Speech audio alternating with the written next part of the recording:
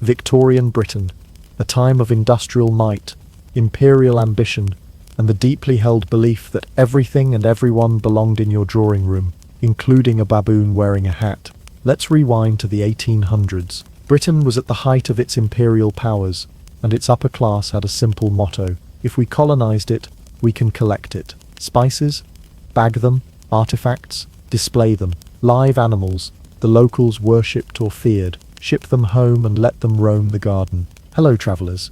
Histories do not always need to be boring. You can rest here and listen to hilarious histories to drift off to sleep. Before we continue, leave a comment to let me know when and where you are listening to this, and hit the subscribe button, but only if you enjoy what I do here. Let's begin. As Britain expanded its grip on the globe, its wealthy citizens began collecting the spoils of empire like Pokemon. Only with tusks, claws, and absolutely no training manual, exotic animals became living trophies. You weren't just rich, you were well-traveled rich. And nothing said, "I've seen the world," like importing a camel that spit on your hedge maze. Thanks to colonial trade networks, animals from Africa, Asia, the Americas, and Australia became bizarre commodities. Wealthy merchants, politicians, and aristocrats, already drunk on power and sherry, decided that a shipment of ivory was incomplete without a live elephant thrown in. You see, colonialism didn't stop at borders. It stomped into your garden with hooves and feathers. Many of these creatures arrived half-starved and bewildered, but once they were paraded through London streets and delivered to country estates, they were expected to become quaint lawn ornaments, side attractions for house parties, or novelty acts at dinner, because nothing enhances tea time like an orangutan watching silently from the shrubbery. It wasn't about zoology, it was about ego. You weren't seen as merely successful unless something in your garden could maul your neighbor. A peacock, amateur hour, a kangaroo, getting there. A tiger named Snuggles, chained beside the ivy-covered fountain. Now you were someone. These weren't just animals, they were status symbols with sharp teeth. They told guests, not only am I wealthy, but I have absolutely no concept of consequence. And let's be clear, Victorian safety standards were roughly equivalent to a shrug and a prayer. Cages were often made of whatever the gardener had lying around. Sometimes it was wood, sometimes rope, sometimes just strong eye contact and hopeful thinking. It was a miracle when guests left a garden party with the same number of limbs they arrived with. Once one aristocrat imported a limmer, the rest had to keep up. The gentry launched themselves into what could only be described as an animal collecting arms race. If Lord Davenport had a parrot that quoted Shakespeare, Lord Pennington needed a toucan that whistled, "God save the Queen." And if someone managed to get a giraffe to eat out of their hand at brunch, game over. Even members of the royal family got involved. Queen Victoria herself received a steady stream of animals from across the empire, many of which were housed at Windsor or transferred to the London Zoo. But the real chaos happened at the private estate level, where animals were less likely to have caretakers and more likely to be cared for by the same man who trimmed the topiary. Imagine your gardener, Thomas, who usually spends his day deadheading roses, now being told to feed the mongoose. But watch out, he's moody today. There was no irony in it. Victorians genuinely believed that owning a dangerous animal made them more refined. It was like a Louis Vuitton bag with fangs. Hosting an event, your guests might forget the piano recital, but they definitely remember the moment a cheetah tried to chase a maid across the lawn. Some estates even printed their guest invitations with little disclaimers like, "Please do not pet the hyena." You know, just normal party etiquette. The idea of control was intoxicating to the Victorians. If you could tame an animal from Africa or Asia, you were, in a sense, taming the empire itself. Of course, the animals had other plans. Many refused to behave. Some escaped. A few went full Jurassic Park. But more on that chaos later. Thus, the seeds were planted, figuratively and literally, for what would become a full-blown Victorian phenomenon, the private menagerie. A world where animals lived in ornate cages beside gazebos, where guests sipped tea next to antelopes, and where your social status could be measured by the volume of screeching coming from your garden. The good taste? Questionable. The risk of injury? Immeasurable. The legacy? Undeniable. Because nothing says cultured elite like a leopard on your lawn, and a butler screaming in the background. Before the tigers, before the hippos, before anyone had the gall to casually walk a cheetah past their hedge maze, there were the monkeys. The chaotic, unpredictable, loud little ambassadors of exotic pet ownership. If Victorian exotic animal collecting had a gateway drug, it wasn't opium. It was a monkey with sticky fingers and an attitude problem. Monkeys were, in many ways, the perfect starter exotic. They were small enough to fit into a city home, agile enough to scale the drapes and knock over a tea tray in record time, and just intelligent enough to make you deeply regret your life choices. And unlike tigers, monkeys didn't need a full paddock or a stable.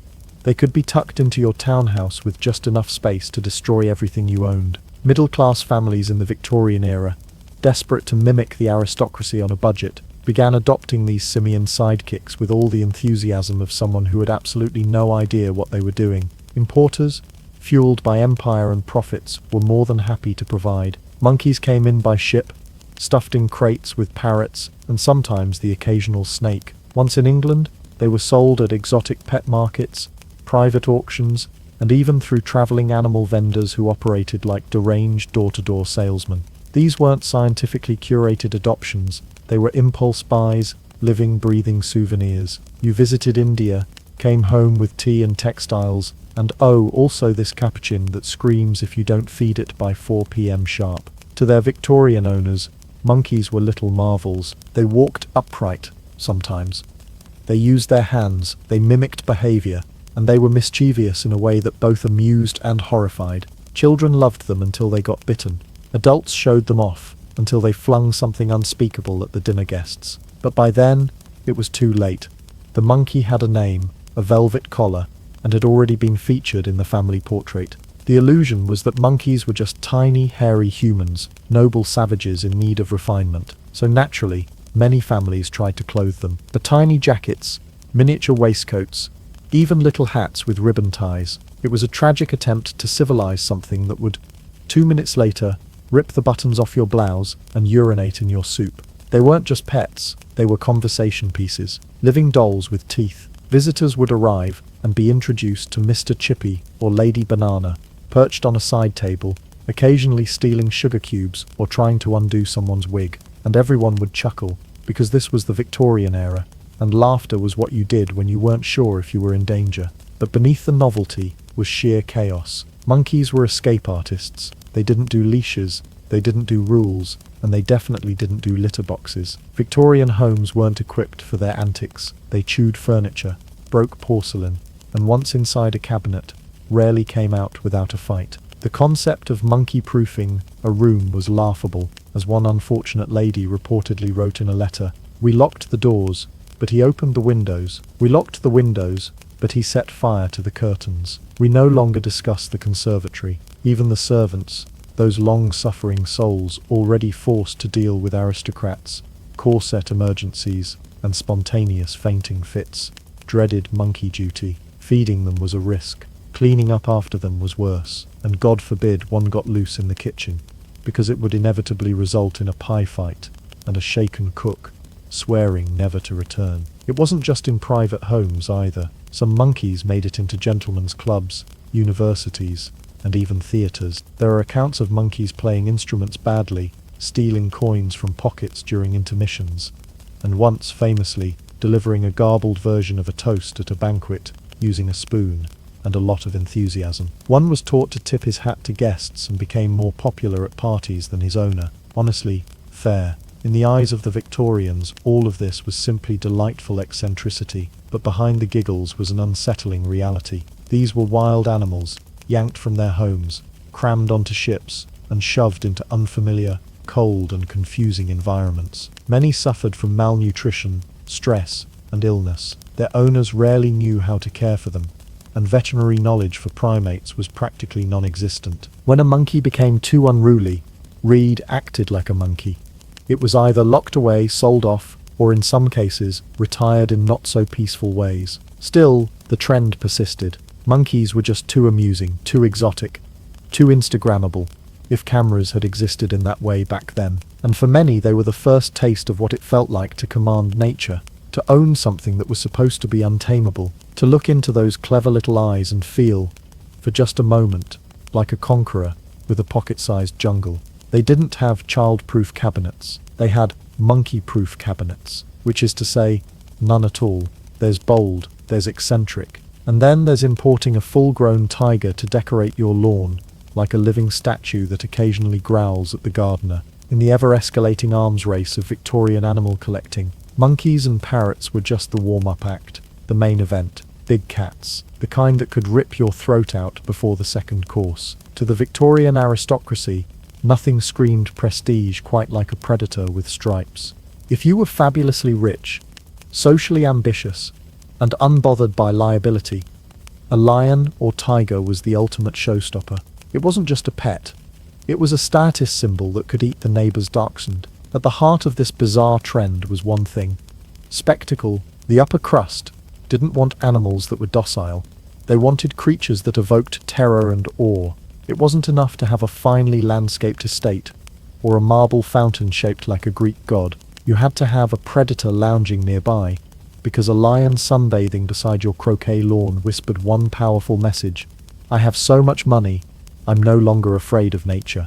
These were not small enclosures built with modern zoo standards in mind. In many cases, the big cats were kept in hastily assembled cages, makeshift pens, or sometimes just chained to a post, a literal iron stake in the yard. The aristocrats called it secure. The local postman probably called it a recurring nightmare. Let's be clear, Victorian safety measures were roughly as advanced as hope it doesn't eat the cook. These animals were often handled by people with absolutely no training in exotic animal care. You had the same person trimming the hedges now in charge of feeding a tiger raw beef with a stick. No manuals, no gloves, just vibes. And yet, the obsession spread like wildfire through the noble class. Tigers from India, lions from Africa, leopards from wherever someone with a mustache and a colonial connection could get one. Importers made a killing, sometimes literally, and the animals were shipped across oceans in wooden crates, barely surviving the voyage, only to arrive in the British countryside where they were promptly expected to blend in with polite society.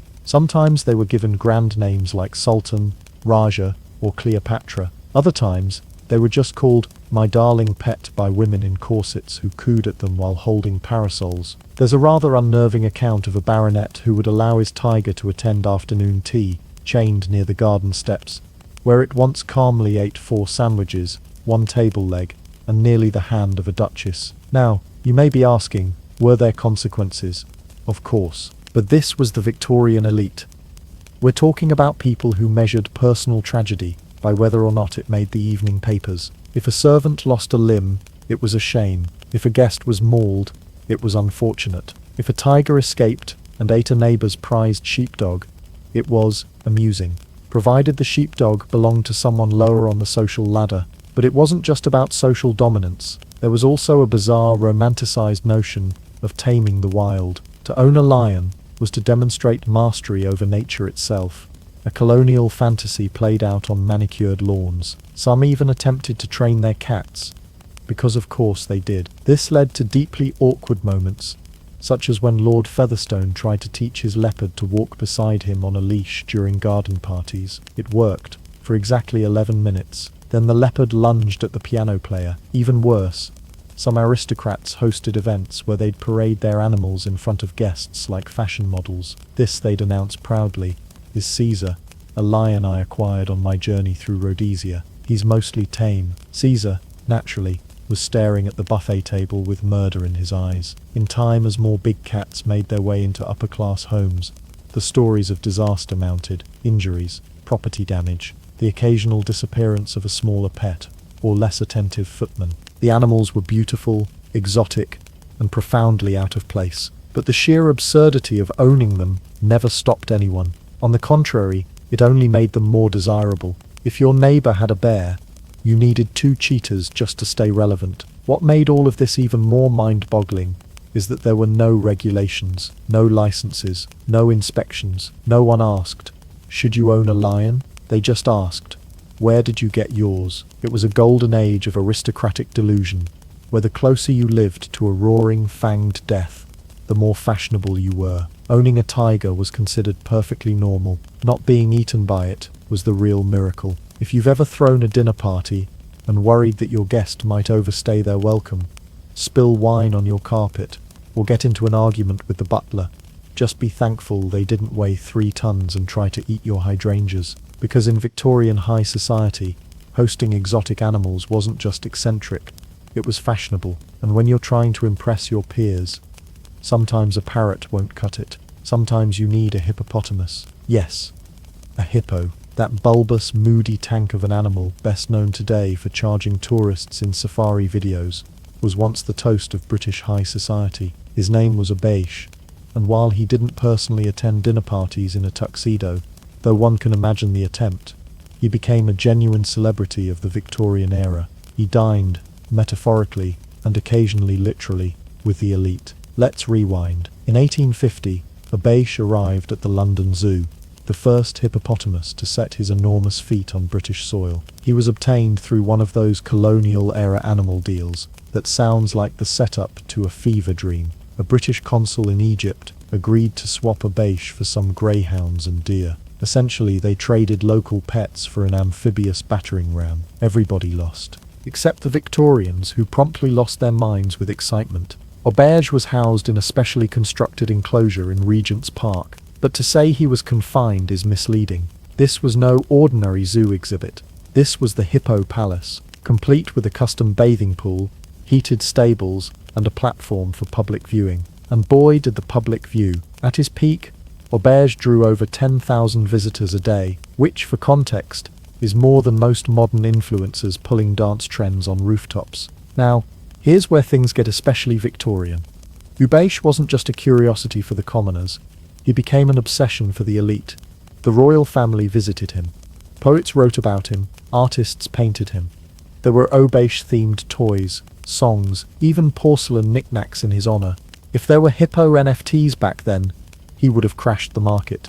Naturally, the aristocracy wanted a piece of the hype, and because merely visiting him at the zoo wasn't nearly opulent enough, some began requesting private viewings and events. There are records of exclusive garden parties being held at the zoo itself, where Abeish was the main attraction, essentially an aquatic guest of honor, grunting, lounging in his pond, and glaring at the string quartet. At one particularly infamous garden event, Abeish was positioned as the centerpiece of a lavish banquet held beside his enclosure. Guests arrived in full formal dress to sip champagne while standing a few feet from an enormous waterlogged herbivore who had zero interest in manners and even less in social decorum. One eyewitness claimed Abeish tried to bite a decorative hedge, knocked over the dessert table with his rear end, and then stared down a viscount who got too close with a canapé. He showed up, ruined the garden, stole the fruit tray, and left a lasting impression, just like every Victorian guest. But Abeish wasn't the only animal guest,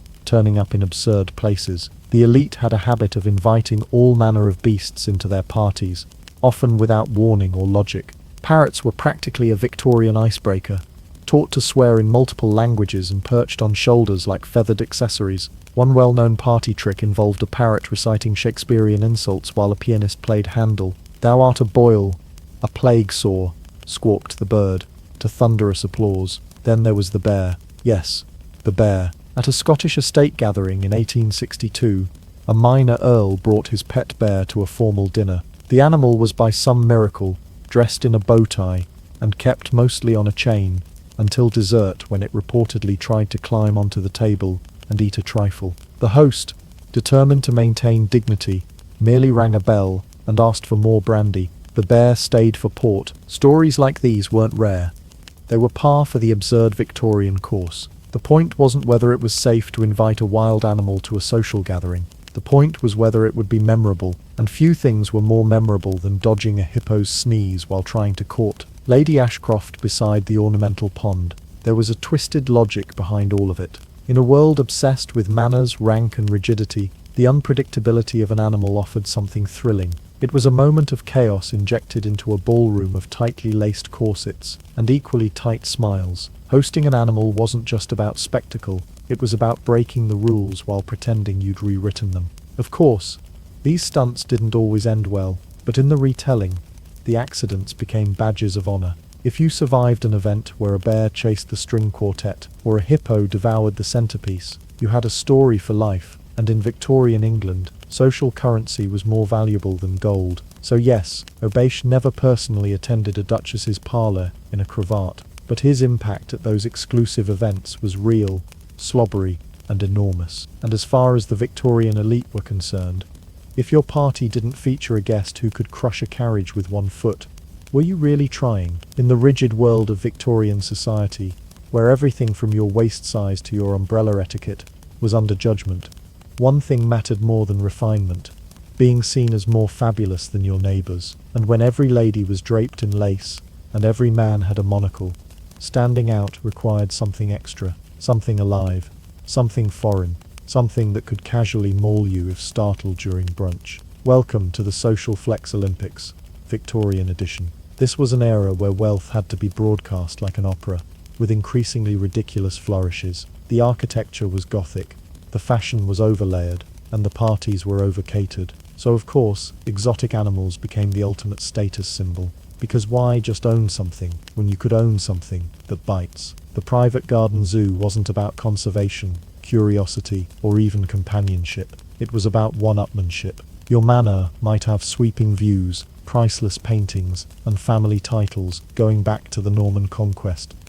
But if you didn't have a cassowary aggressively guarding your hydrangeas, were you even trying? And so the animal arms race began. If Lord Fairfax had a parrot that cursed in Portuguese, Lady Winthrop needed a limmer that served tea. If Colonel Bagley imported a zebra to trot around his greenhouse, Sir Hensworth imported 2 zebras and painted a carriage to match. The goal wasn't just to impress, it was to intimidate with the sheer absurdity of your wealth. Owning a strange animal was like saying, I have so much disposable income, I've started acquiring nature's boss battles. It wasn't just what animals you owned, but how rare, aggressive, or outright confusing they were. The more your guests asked, what is that thing, and should I be concerned, the more successful your social flex. Take the Victorian obsession with birds. Peacocks were practically standard issue for the upper class.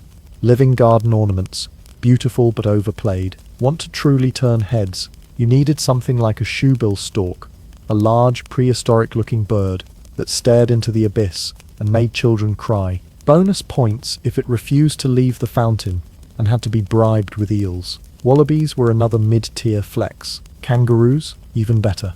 2 kangaroos in a garden enclosure complete with fencing and boxing gloves. Now that sent a message. Guests arriving for tea would first be greeted by what appeared to be an Australian prize fight in progress. And if the kangaroos knocked over the punch bowl, even better. That's how you knew they were real. Big cats, of course, were the gold standard, but only if displayed properly. Simply owning a leopard wasn't enough.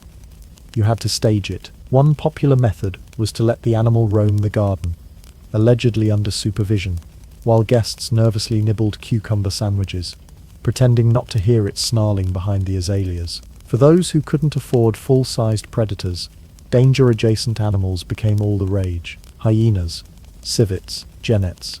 One nobleman famously kept a honey badger named Bartholomew, who was only contained by the sheer force of a locked wine cellar and everyone's mutual fear. He didn't just add flair to the estate, he terrorized it into relevance. The garden zoo wasn't limited to animals either, it became a performance stage. Guests were given guided tours like visitors to a deranged natural history museum, only everything moved and occasionally bit someone. Hosts would wave a gloved hand at an enclosure and announce, "This here is a pangolin from the Orient. Quite shy. Don't stare. He despises judgment." Even animals with absolutely no business being in Britain were made to suffer for the cause of social supremacy. Tropical reptiles shivered in the fog. Anteaters looked deeply confused, and one noble family tried to keep flamingos in a marble pond that froze solid every November. But that was the price of prestige. If the animal survived the season, it had earned its place. And this flexing wasn't just limited to England. Victorian travellers would return from expeditions or imperial tours with animals in tow like living luggage. A brief stop in Africa might result in a giraffe in your stables. A jaunt through Southeast Asia could bring back a slow loris with a personality disorder. Customs declarations were basically just a shrug and a "don't worry, I'm rich." The newspapers ate it up. Reports of so-and-so's private rhino sighting, or duchess, whoever hosting a picnic beside a chained cheetah, became headline fodder. It wasn't just gossip, It was inspiration for the next host who desperately needed their soiree to upstage Lord Belgrave's Bengal tiger barbecue. And so, Victorian gardens became surreal dioramas of chaos and ambition. Lawns once used for croquet were now wild terrains for antelope. Hedge mazes became enclosures. Conservatories doubled as aviaries, and guests tiptoed between the hors d'oeuvres and the enclosures, wondering if the lemur was part of the staff or a free-range liability. Because in the end, if your neighbour had a peacock, you needed a panther. If they had a kangaroo, you needed two and a boxing ring. On paper, a private zoo sounds glamorous. Elegant gardens, the occasional parrot squawk, a leopard lounging near the gazebo like a furry conversation starter. But what these Victorian socialites failed to realise, despite the many warning growls, wing flaps, and outright maulings, was that exotic animals aren't props. They're not quaint additions to a tea party. They are, in fact, wild creatures with absolutely no understanding of British etiquette. This chapter is dedicated to what happened when the fantasy collapsed, when the peacocks rebelled, the monkeys got organised, and the tiger decided it didn't care for afternoon tea. For all their pomp and privilege, the Victorians were woefully underprepared for the reality of living with exotic animals. Safety standards were a myth. Enclosures were often built by gardeners who had, at best, a vague understanding of carpentry and no experience with constructing tiger-proof fences. The animals, unsurprisingly, noticed, and sometimes they acted on it. Cue The Great Escapes. Upper-class neighbourhoods across Britain became accidental safari zones, thanks to runaway pets. A well-documented incident in 1874 involved a lynx that slipped its chain during a particularly windy afternoon in Surrey and vanished into the hedgerows. It reappeared 3 days later, perched on the roof of the local bakery, scaring customers and helping itself to a dozen meat pies before authorities managed to coax it down with a string of sausages and a promise not to tell the newspapers. Spoiler, they did anyway. Then there was the case of a wealthy widow whose beloved ostrich escaped its pen and terrorized the post office. Witnesses described it as feathery, swift, and extremely judgmental. The poor postmaster attempted to fend it off with a broom, and it responded by knocking over a barrel of ink, eating 4 letters, and laying an egg in the corner. Of course, not all encounters were so charming. Injuries were frequent. Guests arrived expecting elegance, and left with bite marks. One particularly infamous party ended with a barrister being chased into a greenhouse by a very territorial baboon.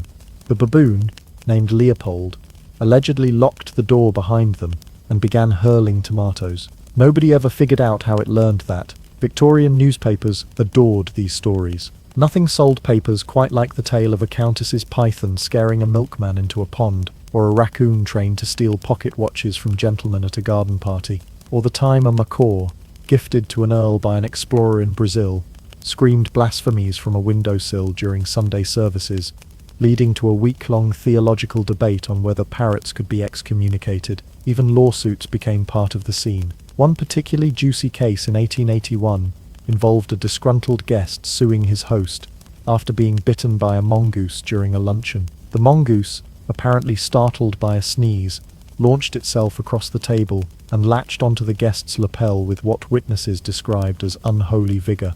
The defence argued that the mongoose was merely expressing affection, but the plaintiff disagreed, especially after revealing the teeth marks on his cravat. But perhaps no tale captures the absurdity of these animal misadventures more than the great flamingo incident of Kent. The Earl of Dunwich had acquired a pair of flamingos, delicate, gangly creatures he considered artistic. He built them a modest pond and invited his neighbours over to witness their elegance. Unfortunately, the flamingos, unimpressed by British hospitality, took off into the sky during the opening toast and landed in a cricket match 2 villages away, disrupting the game and allegedly pecking the scorekeeper. Such events didn't just amuse the press, they embarrassed the elite. Having an animal collection was one thing, failing to control it was social kryptonite. These missteps became fodder for satire in magazines like Punch, which regularly ran cartoons of aristocrats being chased by wombats or having dinner ruined by unruly parrots with gambling debts. Servants, of course, bore the brunt of these problems. They weren't trained zookeepers, but they were expected to act like it. They were the first line of defence when an emu tried to redecorate the drawing room, or a porcupine mistook the pantry for a den. There are accounts of butlers climbing trees to retrieve escaped lemurs, of maids fainting when a toucan flew into the chandelier, and of stable boys quitting on the spot after being asked to brush the camel. And through all of this, the Victorian elite persisted. Despite the danger, the chaos, the bruised egos, and occasional bloodshed, they carried on hosting animal-enhanced soirees as if nothing had happened. Because what was a lawsuit or two compared to the thrill of watching your guests flinch every time your gazelle sneezed? The real animal kingdom wasn't in the colonies. It was Mrs. Davenport's backyard, in the grand tapestry of Victorian excess. The lords and ladies were the ones posing with their pet ocelots and naming lemurs after Shakespearean characters. But behind the scenes, lurking in the hedges, clutching buckets of raw meat and praying to survive the afternoon, were the real heroes of this chaotic zoo life. The servants. It's one thing to sip brandy while bragging about your imported mongoose. It's another thing entirely to be the person responsible for catching it when it escapes and starts biting the billiard cues. While their employers saw exotic animals as living symbols of prestige, the staff saw them for what they truly were: dangerous, unpredictable liabilities with fur. The household manual said nothing about elephant dung or feeding times for an irritable lynx. These were footmen, maids, cooks, gardeners, not trained zookeepers, and yet, day after day, they were expected to handle creatures that made trained circus performers nervous. One footman, in a long-forgotten journal entry, described his morning routine as dusting the hall, laying out breakfast, and coaxing a capuchin out of the chandelier with toast. Another housemaid recounted how she had to clean up after a limmer who'd discovered her mistress's perfume drawer and had, in a moment of fragrant inspiration, smashed every bottle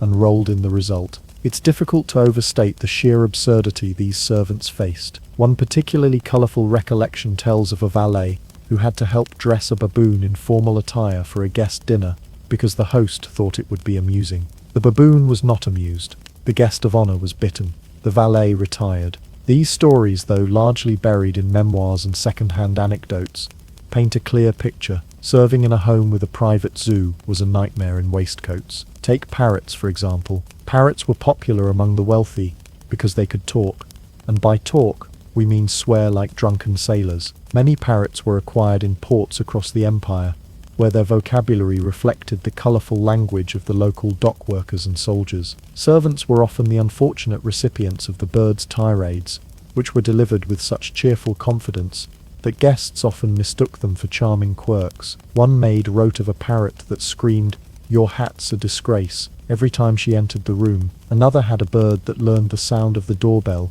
and used it to send staff into a panic roughly 23 times a day. But not all animals were content to taunt from afar. The real danger came from the larger, more mobile residents, the ostriches, kangaroos, wild cats and antelopes, that saw no distinction between manor house and savannah. The average footman might have been trained to serve a 5-course meal, but he definitely wasn't prepared to wrestle an ostrich out of the solarium. Yet that was the job, and refusal often meant dismissal. After all, to a Victorian employer, if you couldn't handle a minor goose stampede or redirect a confused armadillo from the dining room, were you even trying? Gardeners, too, found themselves repurposed. Their work no longer revolved solely around pruning roses or raking gravel. Now they were tasked with building animal enclosures, using whatever materials were lying around, often resulting in a combination of chicken wire, string, and unearned confidence. One groundskeeper reportedly built a giraffe pen entirely out of garden trellises. It held for exactly 4 minutes. Some upper-class families did try to hire experts, but since actual zoological training was in its infancy, this often meant anyone who claimed to have once seen an elephant. There are recorded cases of snake handlers whose only qualification was being bitten only once, or big cat attendants whose greatest skill was running fast in slippers. And when injuries occurred, as they inevitably did, blame rarely landed where it belonged. Servants were often scolded for startling the animals, even if the animal in question was already chewing on someone's cravat. Maids who refused to clean an aviary, filled with territorial birds, were dismissed for lacking spirit, and one poor cook, whose apron was mauled by a limmer mid-pudding, was told that animals can sense disobedience. Of course, many of these servants found ways to cope with humour, stoicism, and in some cases, subtle rebellion. One coachman is said to have trained the household's macaw to imitate his master's snoring during dinner parties. Another strategically underfed the peacock, so it would scream precisely when the family tried to recite poetry to guests. Small victories, hard-earned, but make no mistake, these were not pleasant working conditions. Victorian domestic service was already grueling enough, without having to share your sleeping quarters with a skunk named Gerald, or chase down a porcupine that had made off with Lady Margaret's embroidery scissors. Your job title was footman, but your real duty was emergency ostrich wrangler. For a while, the aristocratic obsession with exotic pets was a wild ride, literally and figuratively. Flamingos in fountains, monkeys in waistcoats, a cheetah staring down the vicar at a garden party. It was all very whimsical, until it wasn't. Behind the lavish facades, manicured hedges, and desperate attempts to outshine Lord Watch's-name's leopard, there was a growing trail of scorched stables, maimed guests, bankrupt estates, and more than a few very dead parrots. Because, shock of shocks, it turns out that importing wild animals into your chilly, foggy, completely unnatural English estate without any idea how to care for them was a recipe for absolute disaster. Let's begin with one of the most dramatic mishaps of the era.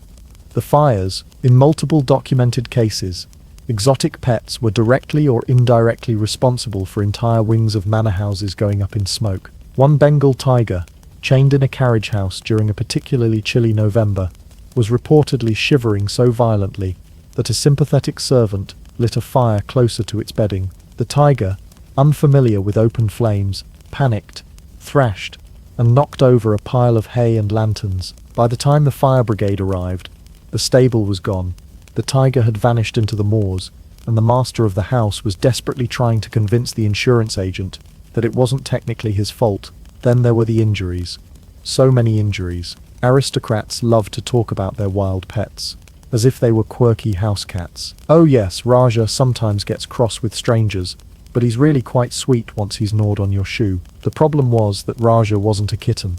He was a 600-pound lion who didn't appreciate being poked with a riding crop during introductions. There are records of at least 2 nobles who lost fingers trying to feed their exotic pets by hand. One lost an ear. A particularly famous viscount required several stitches and a new cravat after his pet lynx mistook a string of sausages for an intruder and tackled him into a hedge. And one gentleman, never named in the papers, likely for his own dignity, was said to have been chased through his own garden by a cassowary he'd hoped would add a tropical flair to his annual croquet tournament. He survived, but his trousers did not, and the animals. Their suffering was often worse. For all their romanticism, most Victorians had no idea how to care for the creatures they imported. Diets were improvised, think elephants being fed boiled vegetables and bread pudding. Enclosures were makeshift at best, dangerous at worst. Veterinary care for exotic animals was practically non-existent. If your toucan got ill, or your hyena stopped eating,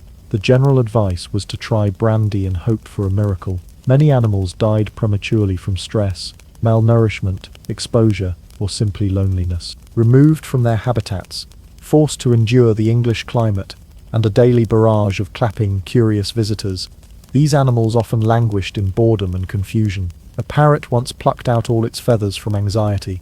A lemur died after being fed nothing but scones and leftover ham. A bear reportedly expired from melancholy, which may sound poetic, but likely translated to starved, depressed, and forgotten in the cellar. And then came the financial ruin. Keeping a private menagerie was not cheap. Feeding an elephant alone cost more than a full servant's wages. Heating enclosures, importing exotic diets, repairing damaged buildings, and hiring increasingly reluctant handlers quickly drained fortunes. Several families, particularly those clinging to the tattered fringes of nobility, went bankrupt trying to maintain their animal collections. One baron attempted to recoup costs by charging guests admission to his garden zoo, effectively turning his estate into a glorified circus. Unfortunately, a zebra bit a bishop, attendance dropped, and the estate was sold off within the year. Another lady of high rank sold her pearls to pay for the upkeep of her peacocks, only for them to fly away and roost on a neighbouring estate. The neighbour, naturally, refused to return them. There were also darker consequences, actual deaths. A well-known noblewoman lost her life after tripping over a sloth. Yes, a sloth that had curled up under her chaise lounge. A child was fatally injured when a panther, kept as a surprise for the governess, broke free from its chain and mistook the poor boy's woolen cap for prey. These incidents were typically hushed up or spun in the press as tragic accidents, but the frequency with which they occurred began to tarnish the once glamorous image of the garden zoo. The government eventually took notice, as animal mishaps became common knowledge, and the public began questioning whether the Earl of Somewhere should really be allowed to keep a cobra in his drawing room. Murmurs of regulation began. Animal welfare activists emerged, often laughed at by the upper classes, but persistent. Public pressure mounted, and slowly, painfully, the tide turned.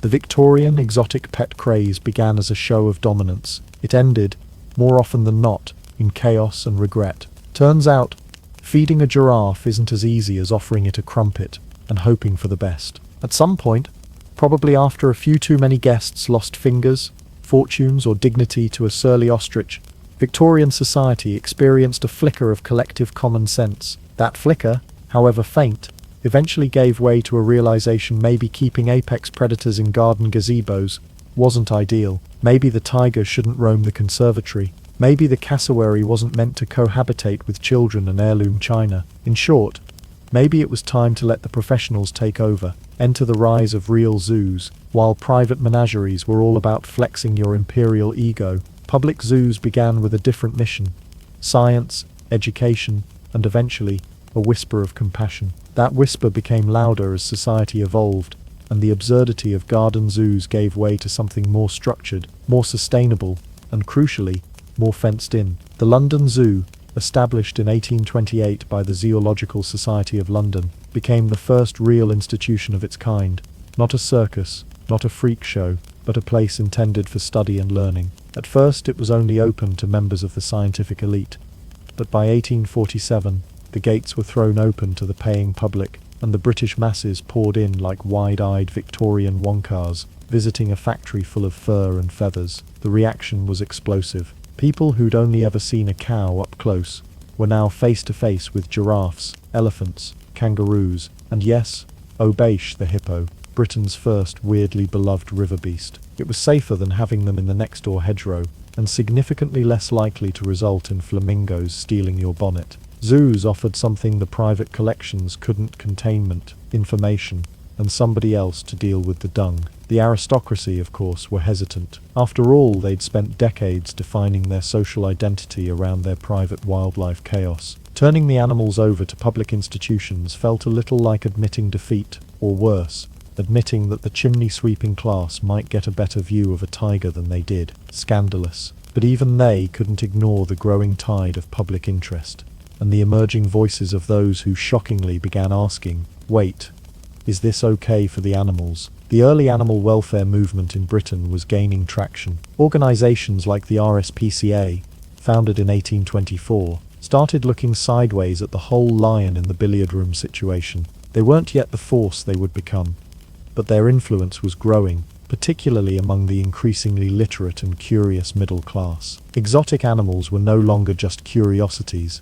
They were sentient beings, deserving of care. This dovetailed with the Victorians' blossoming obsession with natural history and taxonomy. People began collecting not just animals but knowledge about them. Stuff that didn't involve watching a lemur panic during a fireworks display. Books were written.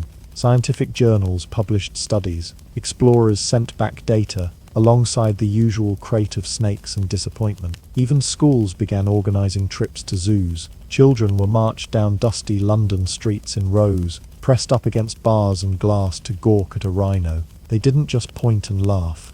They learned. Zoos were slowly morphing from aristocratic amusement parks into institutions of public education. Somewhere along the line, someone said, "Hey, maybe the cheetah shouldn't sleep next to the tea roses." Of course, the early zoos were far from perfect. Enclosures were small, enrichment was non-existent, and the idea of habitat replication was still decades away. But compared to Lord Bumbleshire's back garden of doom, they were a step up. Animals were at least being studied, sometimes cared for by budding zoologists rather than terrified butlers with a mop and a prayer. What's more, public zoos took the animal arms race off the backs of the upper class. They no longer had to risk their topiary or limbs to impress dinner guests. Instead, they could fund, visit, or even donate animals to zoos, and still reap the social benefits. Ah yes, my tapir resides at the zoological gardens. He's quite popular. They've named a sandwich after him.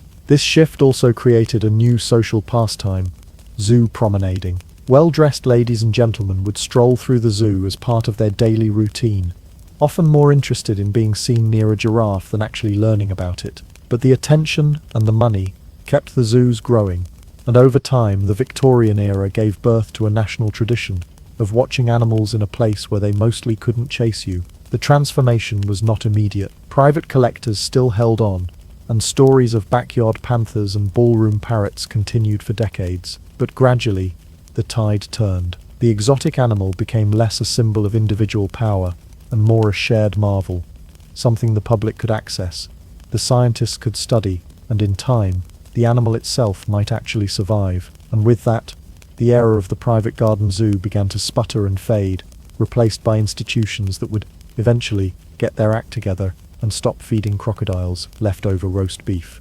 Victorians did a lot of things with great enthusiasm and absolutely no foresight, like putting lead in their wallpaper, sending small children up chimneys, and casually keeping crocodiles in bathtubs. But perhaps nothing sums up their unique blend of ambition, arrogance, and absurdity quite like the garden zoo. These chaotic menageries have long since vanished into the misty past. But their legacy, oh, it lingers. It lingers in every modern zoo ticket, in every adorable TikTok of someone bottle-feeding a baby sloth, in every child's drawing of a lion next to a giraffe, standing comfortably in the same 6 square feet of savannah. We've inherited a fascination with exotic animals that was born, in no small part, from the absolute madness of Victorian backyards. So what exactly did these aristocratic petting parks from hell leave behind? First, they unintentionally jump-started the idea of organized animal care. By failing so spectacularly, the Victorians created the very demand for something better. Public outcry over mistreated private menageries, along with the mounting number of stories involving cheetahs on balconies and flamingos, dive-bombing bishops, paved the way for regulation, responsibility, and, eventually, the birth of animal welfare as a legitimate cause. Early organizations like the RSPCA gained momentum, in part because people started realizing that maybe a boa constrictor shouldn't be kept in a tea cabinet. Victorians taught the world by example exactly what not to do when keeping wild animals. They walked so we could visit petting zoos without worrying about being trampled by an emu in a monocle. They also planted the seeds of zoological curiosity. Not scientific curiosity, mind you. At least not at first. It was more like, look at that beast, it has stripes and teeth, and I want it on my veranda. But curiosity, even of the clueless kind, eventually matures. Garden zoos ignited an interest in animals from beyond the British hedgerow. Once animals became more than just trophies, once people began asking where they came from, what they ate, how they lived, actual zoology started to gain traction. And believe it or not, Victorian-style animal collecting still echoes in modern culture. We may not keep ocelots in orangeries anymore, thankfully, but the desire to own the rare, the exotic, the Instagrammable, that's alive and well. From designer reptiles to celebrities with miniature pigs in designer handbags, we're still weirdly obsessed with making wild creatures part of our living rooms.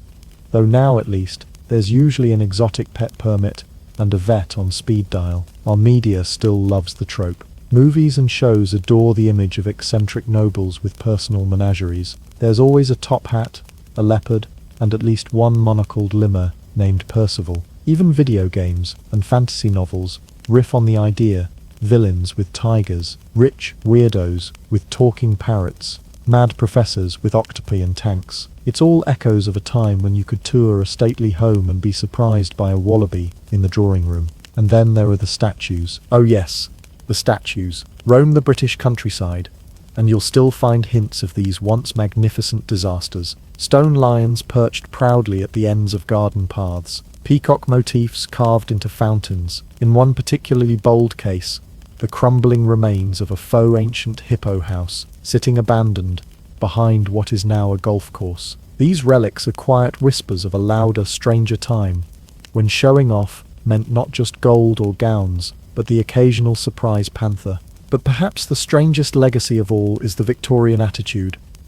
The unshakable belief that the world was yours to collect, catalogue and casually stuff into a backyard pen. That imperial mindset, flawed and hubristic as it was, shaped not only how people viewed animals, but how they viewed the natural world. Animals weren't just wild things.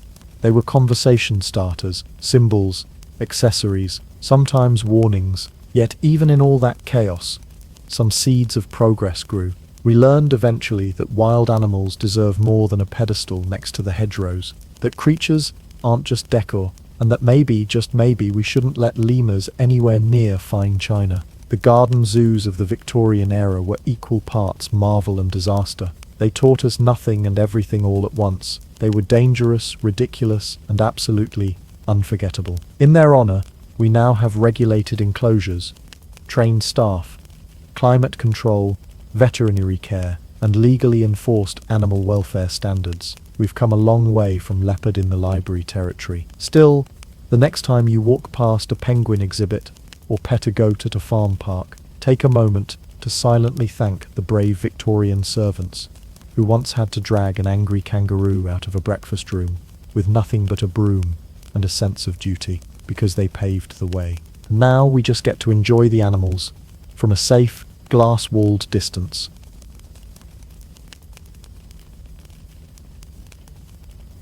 Imagine waking up in Boston in 1706. The streets are muddy, the air smells like fish, wood smoke, and the faint regret of every decision made without plumbing. There's no electricity, no antibiotics, just a lot of wool clothing and public punishments. If you get sick, you can try leeches. If you get bored, you can watch your neighbour get put in the stocks for gossiping too much. And if you want breakfast, well, it's probably some sad porridge and a prayer. Welcome to colonial America, where your choices were basically survive or don't. And a successful morning meant not stepping in something warm and mysterious, into this charming picture of grimy greatness.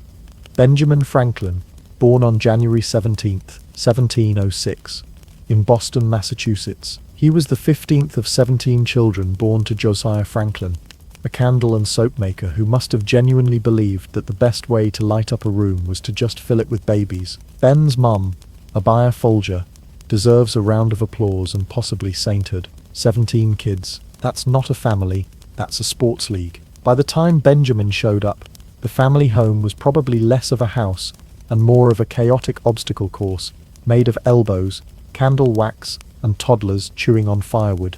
Being child number 15 means two things. You're wearing your older siblings' hand-me-downs of hand-me-downs. Your parents are too tired to stop you from sneaking off to do weird things like read books under a table or try to electrify frogs later in life. Boston itself was no peaceful place to grow up. It was a bustling colonial town with about 6,000 people, which made it the big city in the New World. The streets weren't paved, and the sanitation system was mostly just gravity and hope. People threw their waste into alleys, horses did what horses do in the streets, and water was fetched from wells that hopefully weren't too close to the outhouse. Education, in theory, was a priority, especially in Puritan Boston, where everyone was expected to read the Bible, or at least know when to look judgmental in church. But in practice, it was expensive and not particularly accessible. Ben got only 2 years of formal education before his father decided that was plenty, thank you very much, and pulled him out to help with the family business of dipping candles and soap making,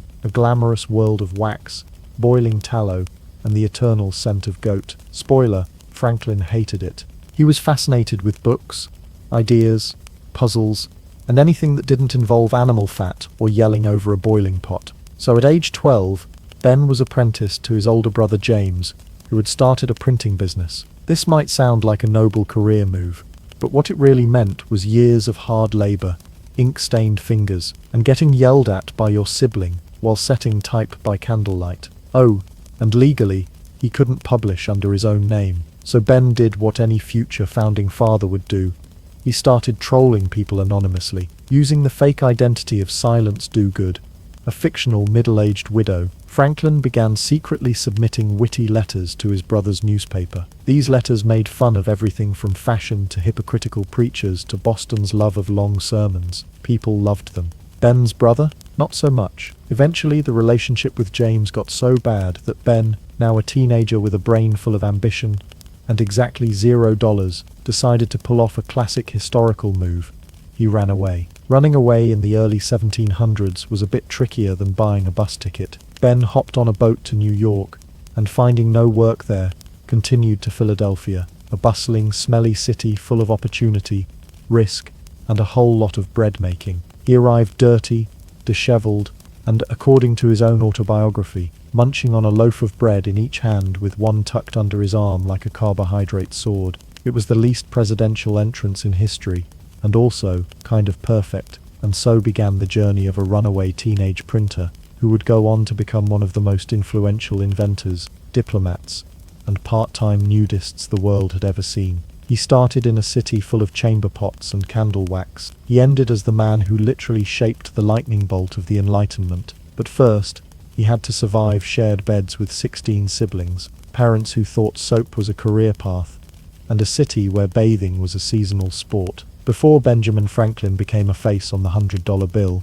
he was busy writing sass-laced opinion pieces, disguised as an elderly widow. Let's set the scene. Franklin, still a teenager, was working for his older brother James at the New England Courant, one of the first truly independent newspapers in colonial America. Now, independent in this context means not run by Puritans, which in turn means mildly spicy by 1700 standards. The Courant printed stories, gossip, and commentary that wasn't always polite, which immediately made it Franklin's playground. Unfortunately, as an apprentice, Ben wasn't allowed to publish under his real name. Apprentices were supposed to be quiet, obedient, and entirely uninteresting. Ben Franklin was none of those things. So instead of asking permission, he did what any mischievous genius would do. He invented an identity, and not just any identity. He became a middle-aged widow named Silence Dogood. Now, if you're wondering why a teenage boy in colonial Boston thought, yes, I will write as a sassy widow, the answer is because it was hilarious. And also, because he knew no one would suspect him. Silence Dogood, his fictional alter ego, began submitting letters to the Courant, full of witty observations about life, religion, fashion, education, and of course, the many, many flaws of men. He complained about everything, from lazy clergy to the absurdity of corsets. She praised wit, mocked arrogance, and slipped in just enough heartfelt wisdom to pass as a real person. Readers were captivated. Some even proposed marriage through the paper. Yes, people were trying to marry a fictional widow, written by a sarcastic 16-year-old boy. In a way, Ben Franklin wasn't just a founding father, he was America's first catfish. What made Silence Dogood so revolutionary wasn't just the humor, it was the tone.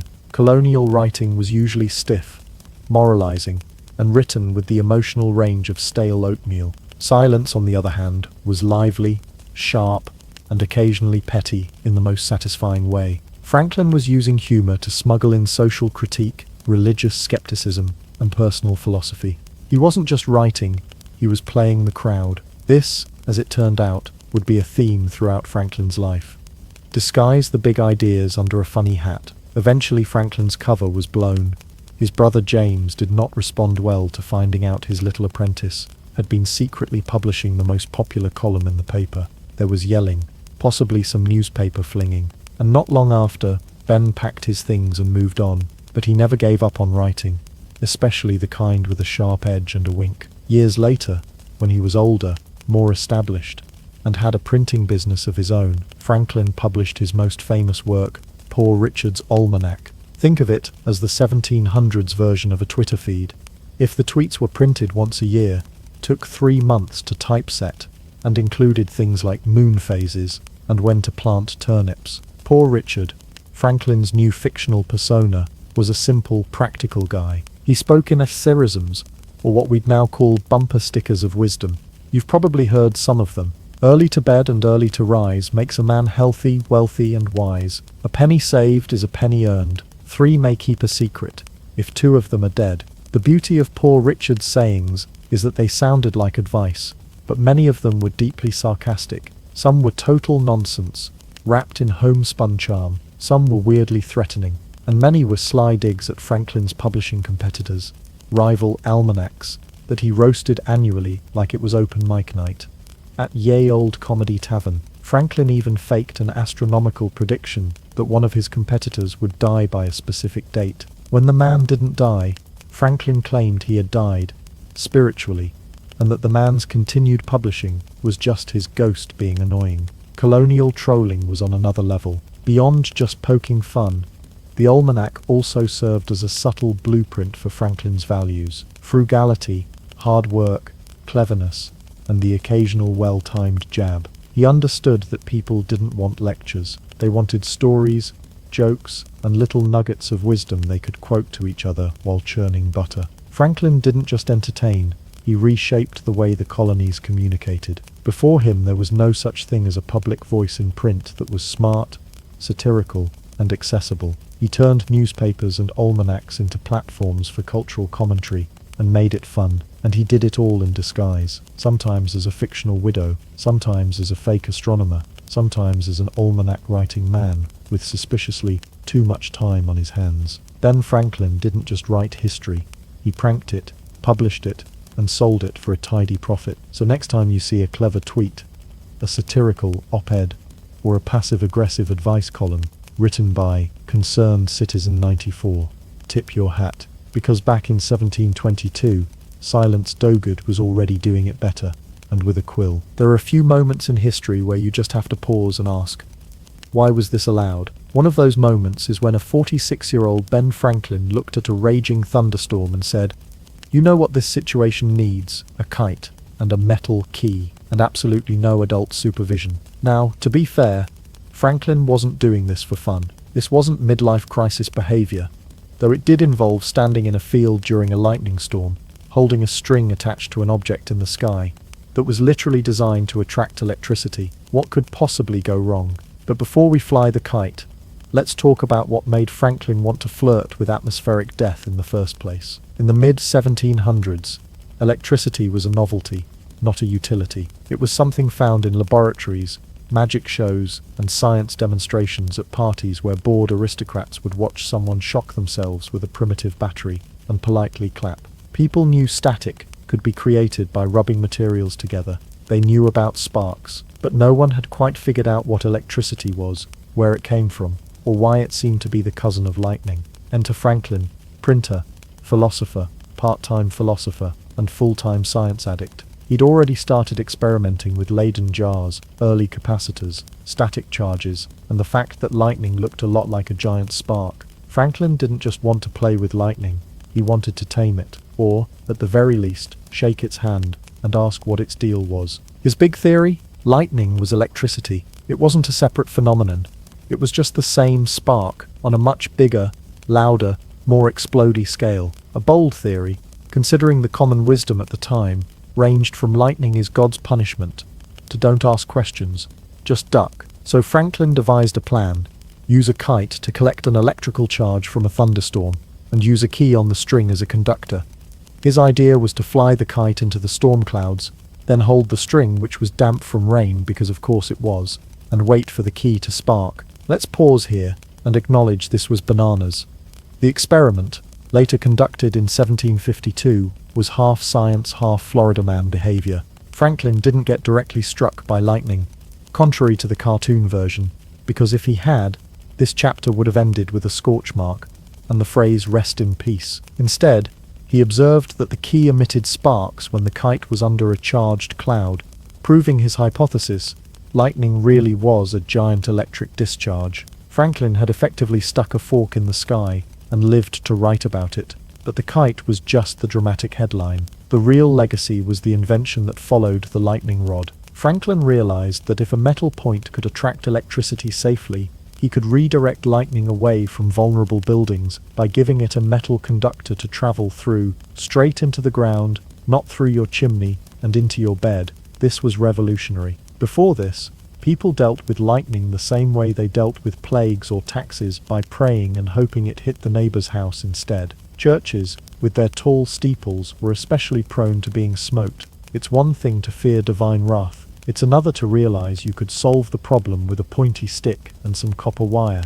And Franklin's invention worked brilliantly. So brilliantly, in fact, that some people were furious. Clergy members accused him of interfering with God's will. After all, If God wanted to zap a church, wasn't it heresy to stop him? Others saw it as unnatural meddling, the same way some folks today think Wi-Fi signals cause gout. But science had the receipts. Buildings with lightning rods stopped catching fire. Insurance companies gave discounts to people who installed them. And Franklin, he just kept smiling and scribbling down more notes. In the process, he didn't just change buildings, he changed how people thought about nature. Franklin helped turn lightning from a supernatural punishment into a natural phenomenon, one that could be measured, understood, and, more importantly, defended against with some solid DIY wiring. His work with electricity also laid the groundwork for the theories of people like Michael Faraday and James Clerk Maxwell. He gave us the language we still use today: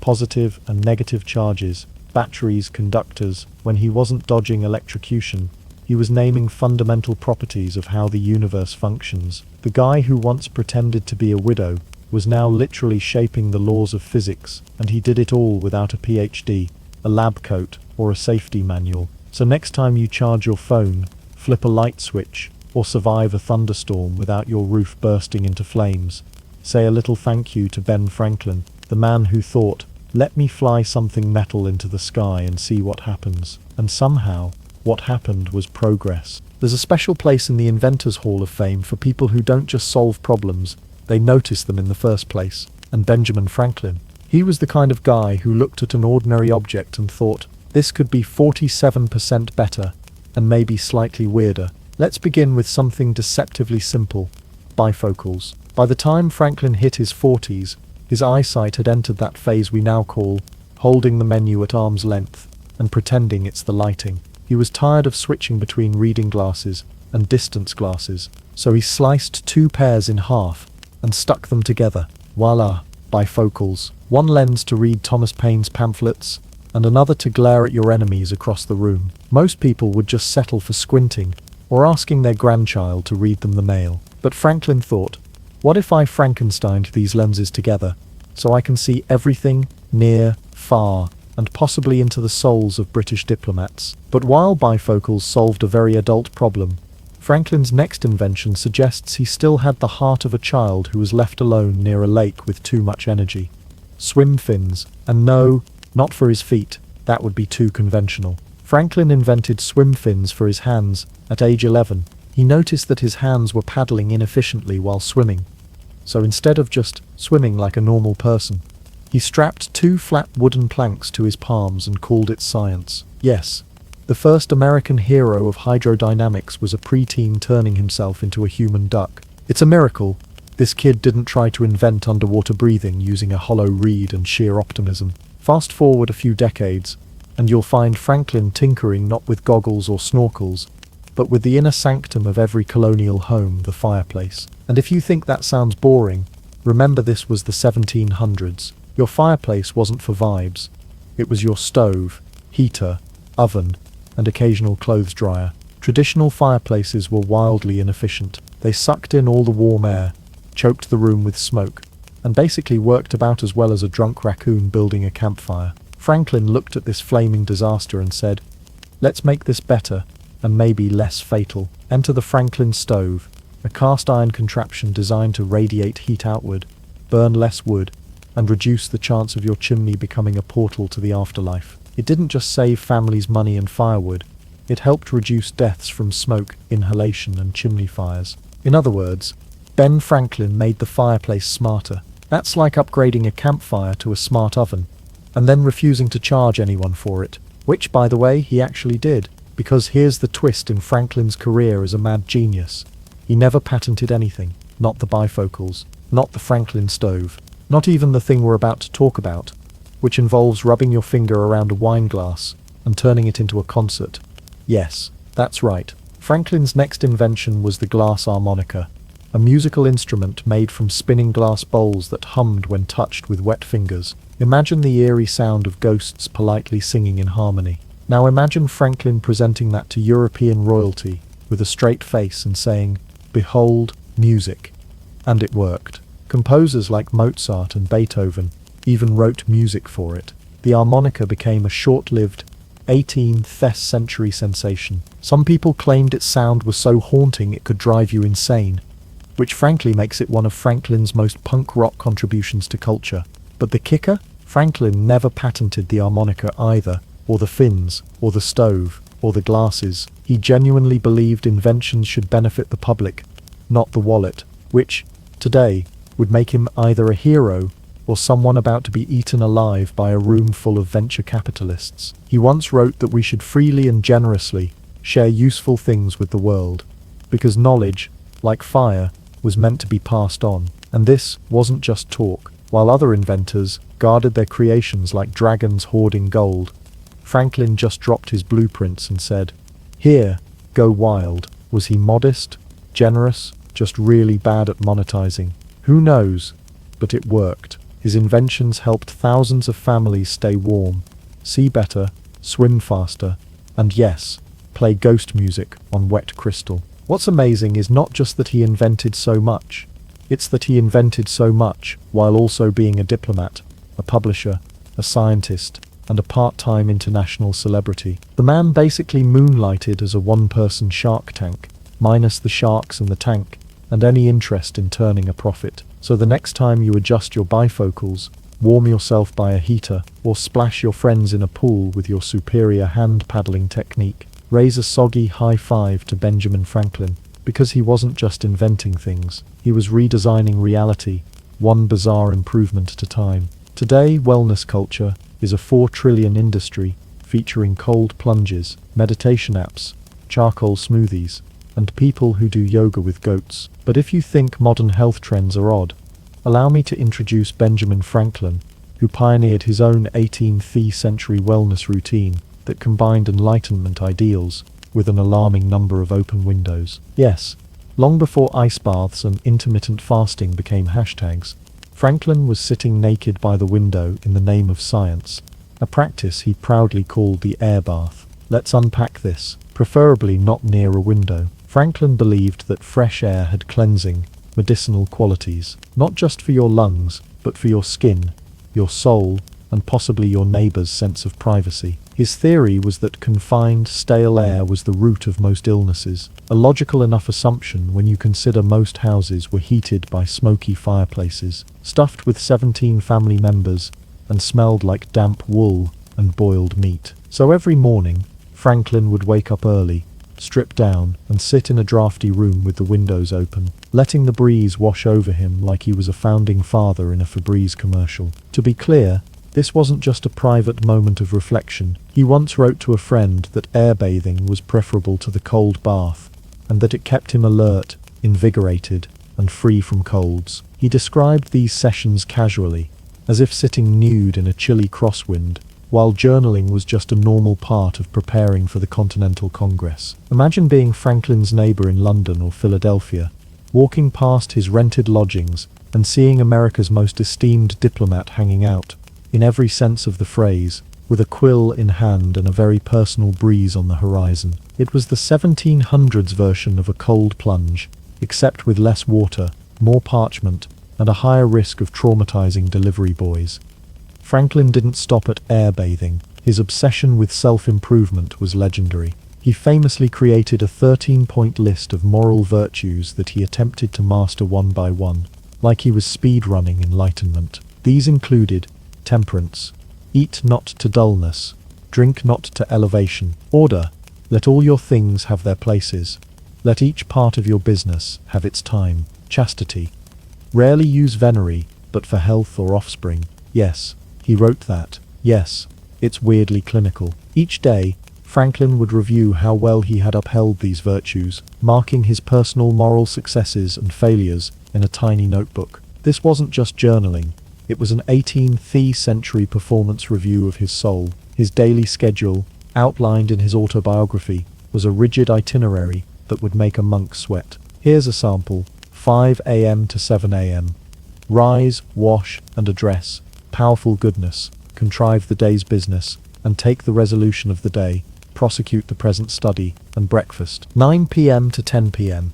Examination of the day.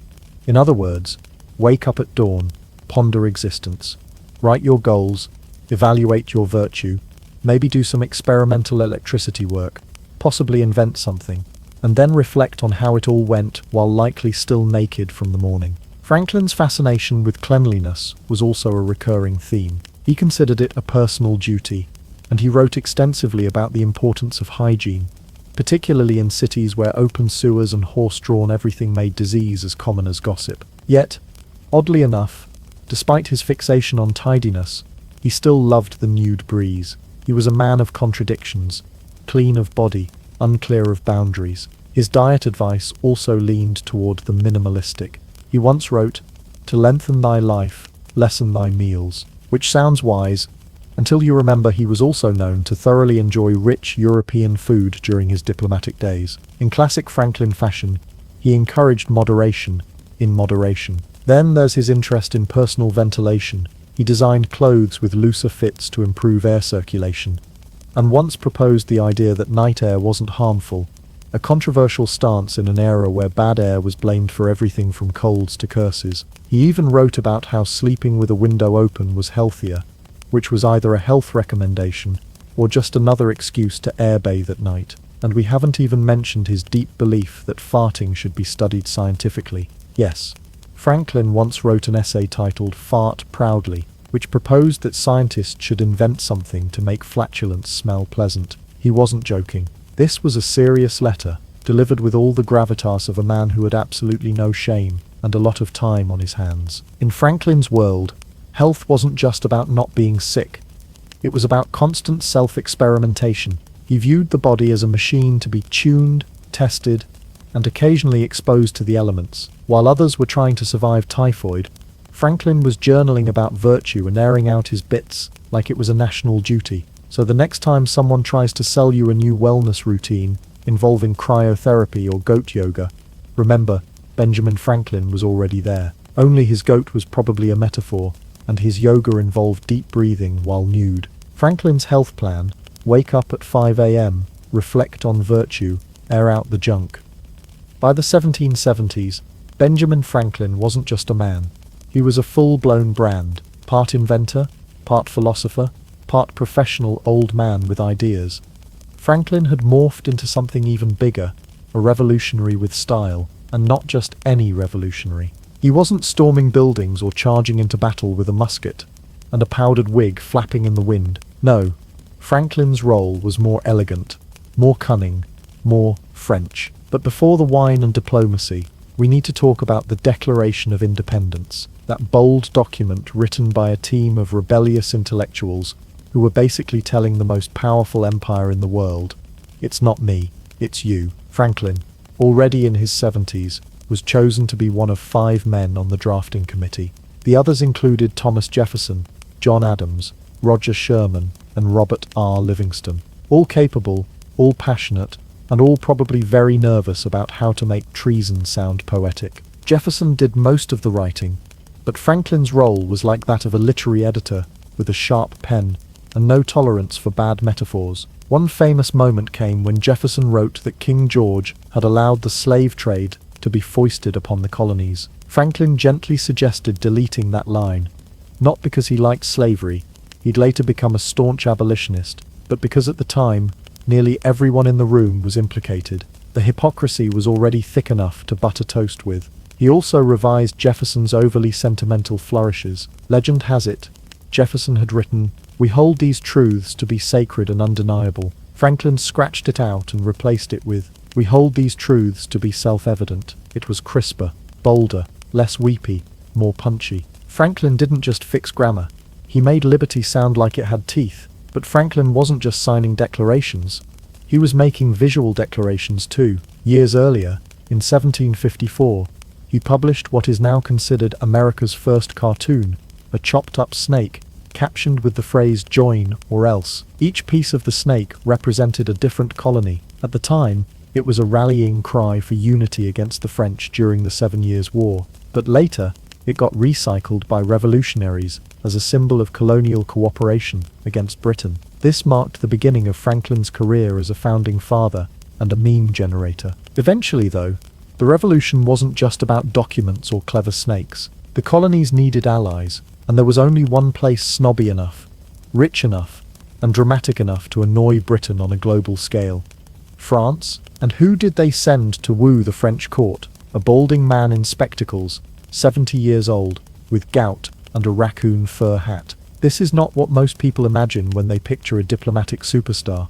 But Franklin was perfect. The French adored him. They saw him as the embodiment of the noble, savage philosopher, wise, witty, ruggedly American. In reality, Franklin was very much not a savage and deeply enjoyed Parisian luxury. But he played the role beautifully, wandering Versailles like your weird but lovable grandfather, who accidentally became a TikTok star. He was America's wingman in France, sipping wine, signing deals, and possibly flirting with every duchess from here to Bordeaux. Franklin's mission was crucial. He was there to secure French support, ships, troops, and money, without which the American Revolution would have likely ended with the phrase, "Well, we tried." He charmed his way through salons and court dinners, leveraging every ounce of wit and humility in his arsenal. While John Adams thundered and argued, Franklin smiled and told jokes. While others brought rigid speeches, he brought gossip, flattery, and when needed, cutting one-liners that left powdered wigs stunned into silence. One contemporary described him as the most seductive man in Paris,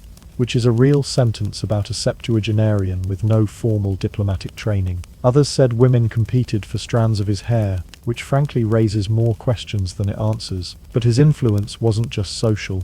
In 1778, Franklin negotiated the Treaty of Alliance with France, a deal that turned the tide of the war. French troops and fleets entered the fight, and suddenly Britain wasn't just facing angry farmers with rifles, they were facing a global war. Back in Britain, Franklin was already a villain. Years earlier, while representing the colonies in London, he had been publicly humiliated in front of the British Privy Council, accused of leaking letters that exposed colonial oppression. Franklin was berated for over an hour. He stood silently as British officials shouted insults and stripped him of his post. When it was over, he walked out, stone-faced, silent, and never considered himself British again. That was Franklin in a nutshell.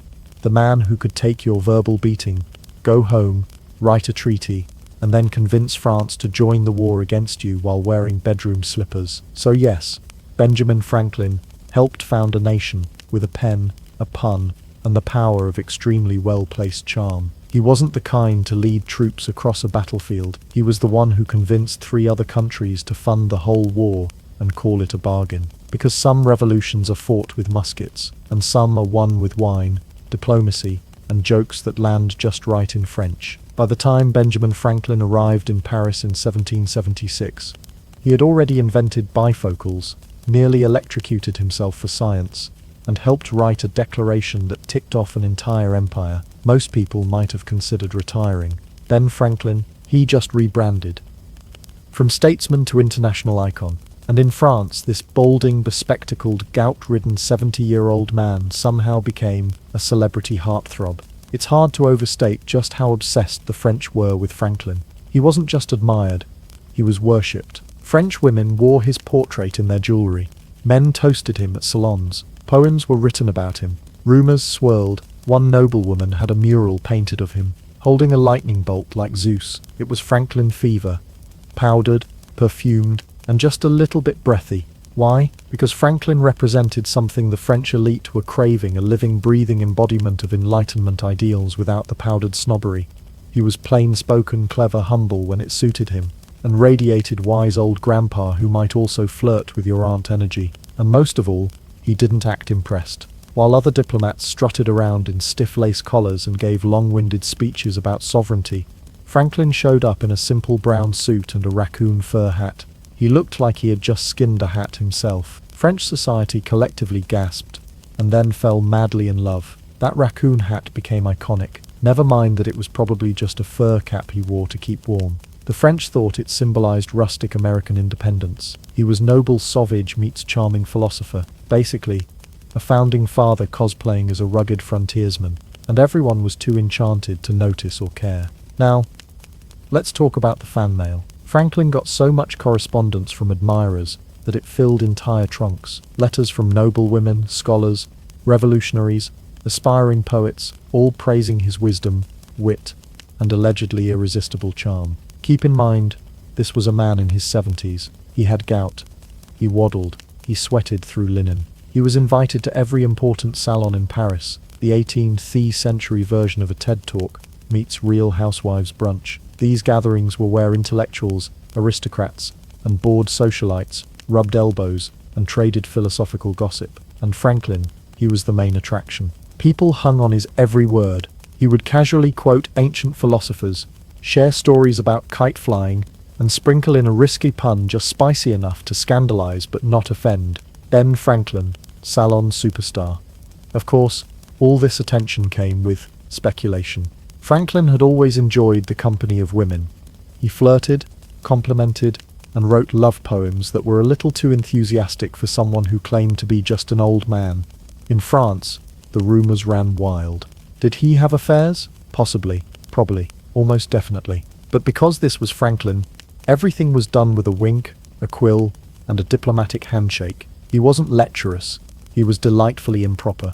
There's a famous example of this in a letter Franklin wrote called Advice to a Young Man on the Choice of a Mistress. It's exactly what it sounds like. In it, Franklin encourages his fictional reader to consider older women, noting they are more grateful, discreet, and experienced. The letter was never intended for publication. It's basically 18th century locker room talk, but from the locker room of a philosophical spa. The French, of course, loved it. Where Puritans would have clutched their pearls, the Parisians laughed, poured more wine, and invited him back to dinner. But Franklin didn't just schmooze for fun. He was also grinding hard behind the scenes, securing funds, supplies, and political support for the American Revolution. France wasn't just hosting him for tea and scandal. Franklin was building alliances that would tip the balance of the war, while his fellow envoy John Adams banged fists on tables and talked about duty. Franklin charmed his way into a military alliance and millions in loans, all while making sure his wig was slightly crooked, just enough to seem roguishly approachable. In fact, Franklin was so effective at diplomacy that when Adams later arrived in Paris, he couldn't believe Franklin wasn't doing things the proper way. But the truth was, Franklin was playing the long game and winning. His informal, folksy approach worked because he understood something critical. Diplomacy isn't about speeches, it's about connection. He wasn't just the American ambassador. He was America's personality, wrapped in wit, wrapped in fur. And even after the war, when victory was finally secured, Franklin stayed in France, soaking up the love and gout-inducing cuisine until his return in 1785. The French held farewell dinners, women wept, philosophers sighed, and Franklin, ever modest, probably made one last pun before heading back across the ocean, with a treaty in one hand, and at least 7 half-written love poems in the other. So yes, he was 70, he had gout, he wore the same hat for questionable lengths of time, and he still managed to become the toast of France, the father of diplomacy, and the only founding father to flirt his way through international war finance. Now that's iconic behavior.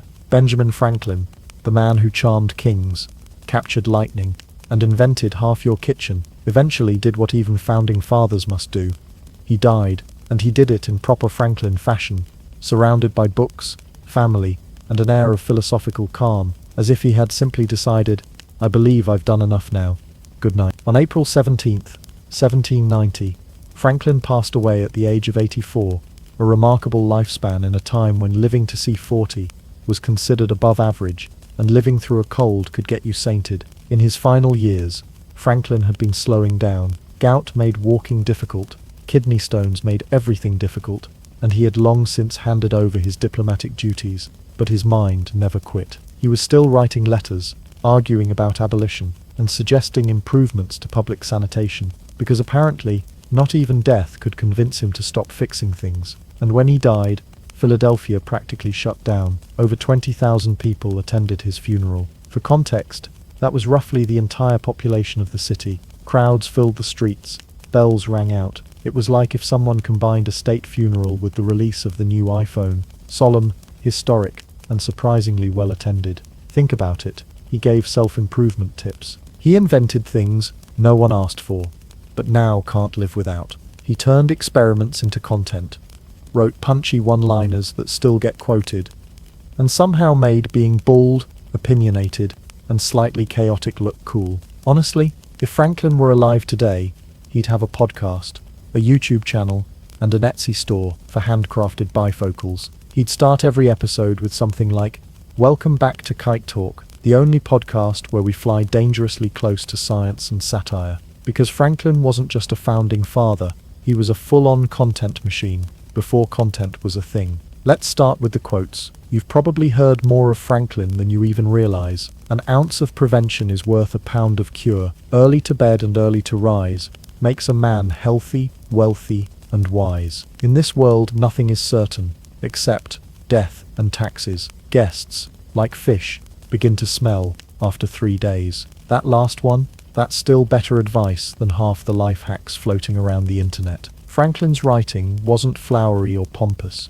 It was short, snappy, and designed to go viral on parchment. It's no wonder his words are still slapped on motivational posters, mugs, t-shirts, and yes, LinkedIn profiles desperately trying to sound wise. But Franklin didn't stop at clever sayings. His ideas, the actual infrastructure of his brain, helped build the entire American identity. He helped draft not one but two foundational documents, the Declaration of Independence and the Constitution. But even more than that, he helped shape the personality of the country. Ambitious, resourceful, inquisitive, slightly rebellious, constantly reinventing itself, and occasionally showing up to meetings in a raccoon hat. Franklin's brand of patriotism wasn't loud or militaristic. It was curious and constructive. He believed in learning by doing and failing by experimenting. To Franklin, being American meant asking questions, solving problems, and occasionally electrocuting yourself for the greater good. And let's not forget his range. The man was a printer, publisher, scientist, inventor, philosopher, musician, diplomat, abolitionist, and fashion icon in a niche, fur hat-wearing kind of way. Honestly, if Ben Franklin were a modern person, he'd be too multi-hyphenated for a bio limit.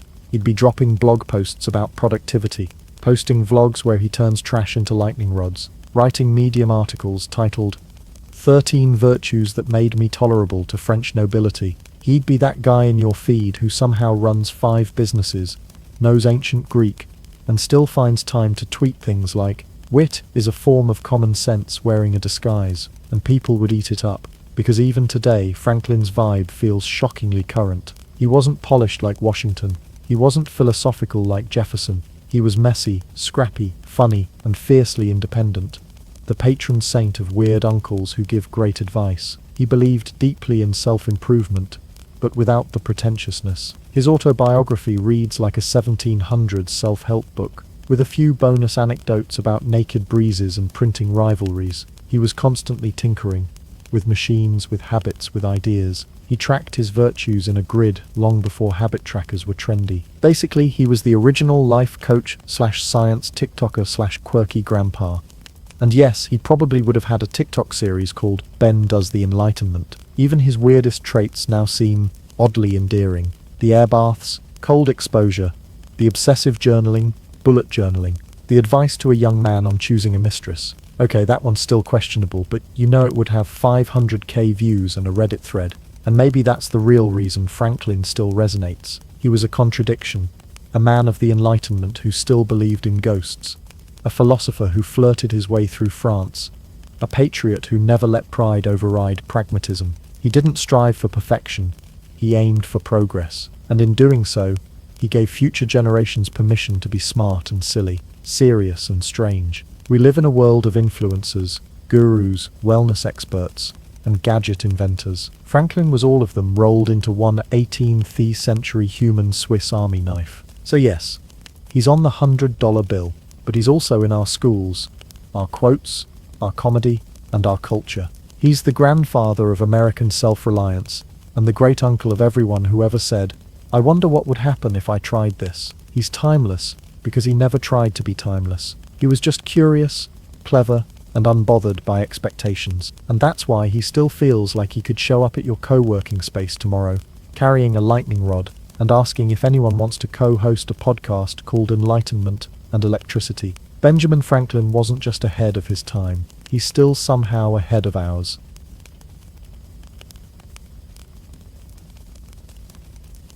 Congratulations, you've just been reincarnated as a humble farmer in Sumer, around 3000 BCE. the world's first attempt at city life. The good news? You're part of the civilization that invented writing, beer, and probably arguing over land boundaries. The bad news? You live in a mud brick house. Your goats keep escaping, and your job is mostly praying it doesn't flood while also praying it does flood. Just not too much. Because this, dear listener, is the land between the rivers, Mesopotamia, where every farmer walks a tightrope between prosperity and disaster, while ankle-deep in clay. Sumer is located smack dab between the Tigris and Euphrates rivers, which sounds lovely until you realize both rivers had the emotional stability of a cat in a thunderstorm. Sometimes they'd flood just right and make the fields fertile. Other times they'd flood like a toddler who just discovered the garden hose. And sometimes they wouldn't flood at all, leaving your barley fields thirstier than your neighbor during barley beer season. So what did the ancient Sumerians do? They invented irrigation, one of the most impressive early engineering feats. They dug canals, built levees, redirected river water like Mesopotamian aquamen, and essentially turned the land into a muddy grid of crop-growing potential. Except, now you had to maintain those canals. And just like that, you're in debt. You see, in Sumer, irrigation maintenance was a community responsibility, which sounds fair until your lazy cousin forgot to clean out the silt from his trench, flooded your plot, and ruined your entire harvest. Cue the shouting match in front of the local priest-scribe judge, who has the power to fine you in goat's grain or awkward public humiliation. Welcome to ancient civilization, where agriculture came with homework, and your neighbors were petty before it was cool. Let's talk about your job. You grow barley, emmer wheat, onions and flax, though mostly you grow stress. Your typical day starts before sunrise. You grab your wooden plow, hitch it to your ox, assuming it hasn't wandered off or died from too much sun, and begin carving furrows into clay that's either squishy from flooding or cracked like ancient toast from drought. You might think you own this land, but surprise, you're likely working it for a temple or a local noble, which means a significant portion of your crops go straight to the gods, or the people who speak on behalf of the gods, who also happen to own all the best land and throw the best goat barbecues. At the end of the year, if your harvest was good, you pay your taxes in grain, pray your family has enough left to survive, and maybe, afford a new clay pot. If your harvest was bad, well, that's a problem for future you and the guy who comes to collect taxes with a very official-looking stick. Fun fact, Sumerians invented compound interest, which means not only are you in debt, but your grandkids might still be in debt, because one of your cows got sick in 2970 BCE. Now let's talk about where you live. A charming mud brick home, 2 rooms max, with a flat roof for sleeping on when it's 120 degrees Fahrenheit, and the inside of your house feels like a baked bean can. The city of Uruk, for example, boasted 40,000, 50,000 people, which is mind-blowing for the time, and they all lived in cramped homes, on narrow alleys, surrounded by canals, livestock, sewage, and at least one angry neighbor yelling about stolen goats. Sanitation was minimal, smells were maximal. You know that phrase, the cradle of civilization? Well, this was also the diaper of civilization. Messy, smelly, and very prone to leaking. Still, there were perks. You could visit markets, pray at massive temples called ziggurats, and witness the birth of bureaucracy up close, as scribes etched every little transaction onto clay tablets in the world's first act of paper pushing. You could also admire how everything was dedicated to a god, from your field to your cow to your annual haircut. If things went wrong, it wasn't your fault. It was because you offended Enlil, the storm god, or maybe Inanna, the goddess of love and war, or possibly your neighbor, who cursed you during a petty argument about which canal was whose. In short, life in Sumer was revolutionary and ridiculously hard. You were part of something huge, a society that invented cities, wrote the first laws, and built temples that touched the sky. But you also spent most of your day covered in mud, dodging debt, arguing over water rights, and praying you didn't end up on the wrong end of a tax ledger. And yet, people flocked to cities like Uruk, and Eridu, eager to trade their nomadic lives for a chance at stability, advancement, and slightly better mud, because even with all the problems, the unpredictable rivers, the confusing gods, the exhausting labor, there was something undeniably exciting about being part of the world's first civilization. The good news? You're helping invent everything. The bad news? You're also helping invent irrigation fines and workplace burnout. Welcome to Sumer. If you've ever angrily typed "where's my refund" into a customer service chat, congratulations. You've spiritually connected with an ancient Sumerian scribe, because the world's very first writing system, it wasn't invented for poetry, or epic tales, or declarations of love. It was invented because someone needed to make absolutely sure that no one forgot who owed whom. How many goats? Welcome to the glorious origins of writing. Not Homeric verses, but accounting spreadsheets in clay. Around 3200 BCE, in the bustling temple cities of southern Mesopotamia, a problem began to emerge. As populations grew and economies flourished, people started trading more stuff than their memories could handle. You could no longer just wink and remember that Namu owed you 5 jars of barley and a cow leg. You needed records, cold, baked clay records. So some brilliant, or possibly just very tired, administrator decided, let's draw pictures of the things we're exchanging and call it a system. Thus was born cuneiform, a wedge-shaped script made by pressing a stylus into soft clay tablets, then baking or drying them to permanently capture the ancient equivalent of payment pending. At first it was simple. A picture of a sheep meant sheep. A picture of a bowl meant bowl. But pretty soon, they realized that if you could scribble symbols for things, you could also scribble symbols for ideas. And that's when things escalated faster than a marketplace fistfight over donkey prices. Numbers got involved, verbs entered the chat, and within a few centuries, writing had evolved from pictograms to a full-blown system of syllables, sounds, and grammar rules, confusing enough to make modern French look straightforward.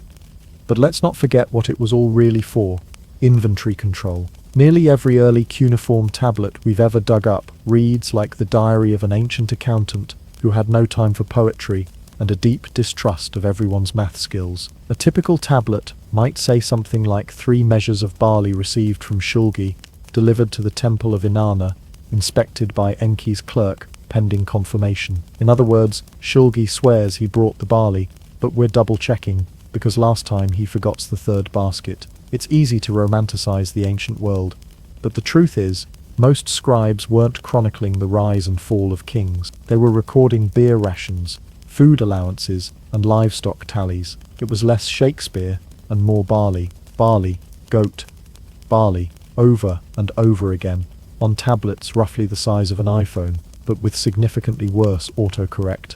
And speaking of scribes, they were the real VIPs of the ancient office scene. Becoming one required years of training in tablet schools, where students, usually boys from wealthier families, spent their days hunched over clay, copying long lists of words, phrases, and phrases about words. If you made a mistake, the punishment wasn't a bad grade.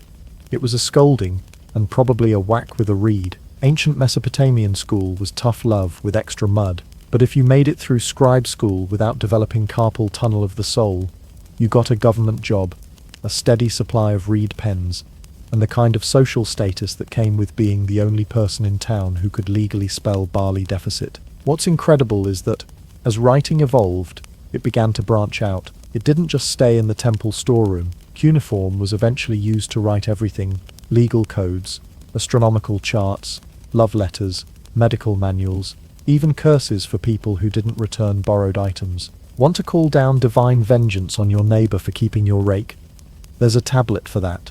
Of course, the grandest literary achievement in cuneiform is the Epic of Gilgamesh, the world's oldest known story. But here's the twist.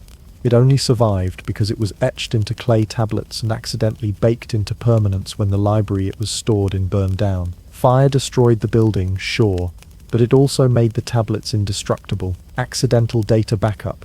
Bronze Age edition. Still, for every Epic of Gilgamesh, there are hundreds of tablets that just say things like owed 2 sheep, paid 1 sheep, remaining 1 sheep, status, annoyed. Writing, at least at first, wasn't about expressing the human soul. It was about expressing human suspicion. It was the receipt you slammed down on the counter to say, I know what you said, and it's right here in clay. And here's the wild part. The legacy of those wedge-shaped scratches is still with us. Modern alphabets, accounting systems, even bureaucratic behavior itself, it all traces back to some exasperated Sumerian scribe hunched over a tablet, muttering, "If I have to record one more shipment of onions, I swear by Enlil's beard." So the next time you get an invoice, an overdue notice, or a strongly worded email from your HOA, remember that's just Mesopotamia living its best life through you. If you thought modern religion had some intense moments, buckle your sandal straps. Mesopotamian Religion was the original drama series, featuring a sprawling cast of divine personalities, soap opera-level betrayals, and weather-based smiting that made Game of Thrones look like a therapy session. To the average Mesopotamian, the gods weren't distant, abstract figures floating in the clouds playing harp solos. No, these gods were right here, right now, and they had opinions on everything. Your harvest? That was Imsula's mood. Your illness? Namtar's problem. That weird noise in the night could be Lamashtu, a demon lady who specifically hated babies and sleep. Mesopotamian religion wasn't just theology, it was risk management. Let's begin with the all-star lineup. There was Anu, the sky god, and the big boss upstairs, although he mostly delegated responsibility like a tired CEO. Then came Enlil, the god of air and weather, known for inventing wind, and also catastrophic flooding, so people sort of loved him and feared him in equal measure. Enki, the god of wisdom and water, was the cool uncle who created humans, and then immediately regretted it. Imnar, also known as Ishtar, was the goddess of love, war, fertility, and general chaos, basically the original multitasker. And then there were hundreds, literally hundreds, of lesser deities, including a god of pickaxes, a goddess of beer, Ninkasi, may her foam never go flat, and a god of door hinges, because apparently even household hardware needed spiritual supervision. The Mesopotamians didn't just believe in these gods, they lived under their emotional jurisdiction. You didn't just pray to avoid bad luck, you tried to decode divine mood swings. If your crops failed, it wasn't a weather issue, it was personal. Clearly, someone had annoyed a god, possibly by stepping on the wrong temple threshold, or offering the wrong kind of incense. Lightning wasn't natural, it was Enlil's version of a Yelp review, 1 star, and it hit your roof. Temples weren't just holy spaces, they were power centers. Every major city had its own patron god, with a massive temple complex at the heart of urban life. These weren't quiet chapels with soft hymns, they were giant ziggurats, tiered, pyramid-like structures that stretched toward the heavens,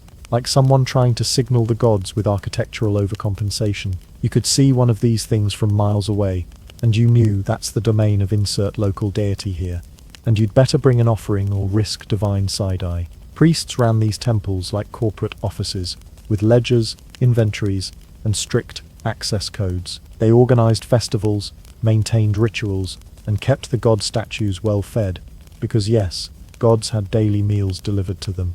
The statues were dressed, washed, perfumed, and given little trays of food, as if they might stand up any moment and ask for dessert. It was less symbolic and more room service for the immortal. No one wanted to be the guy who forgot to butter the statue's barley bread. And the festivals, these were not solemn, sit-quietly affairs. Think processions, feasts, music, and theatrical performances. The gods liked a good party, and cities competed to throw the most elaborate divine rages. During one famous festival in Babylon, the statue of Marduk was paraded through the city streets, while citizens shouted prayers and nobles bowed like they were in the presence of a rock star, because they were, except instead of a Grammy, Marduk held dominion over storms and kingships. Then there was the mythology, absolutely packed with divine chaos. Take the story of Inanna's descent into the underworld.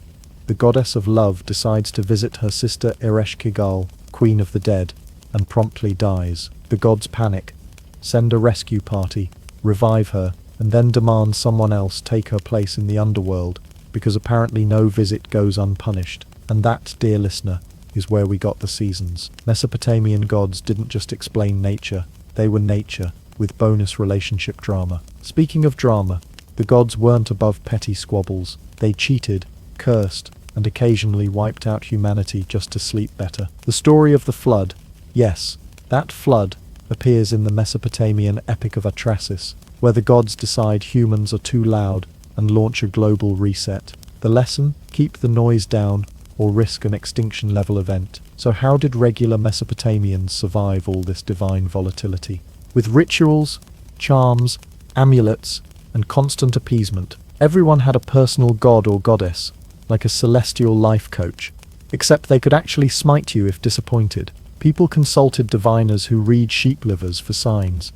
Yes, livers wore demon-repelling amulets, and sang hymns that doubled as emergency apology letters to the gods. It's tempting to laugh at the complexity of it all, but let's be honest, it worked. This spiritual system held together one of the world's first urban civilizations for over 1,000 years, and unlike some ancient cultures, Mesopotamians didn't build one religion and stick with it.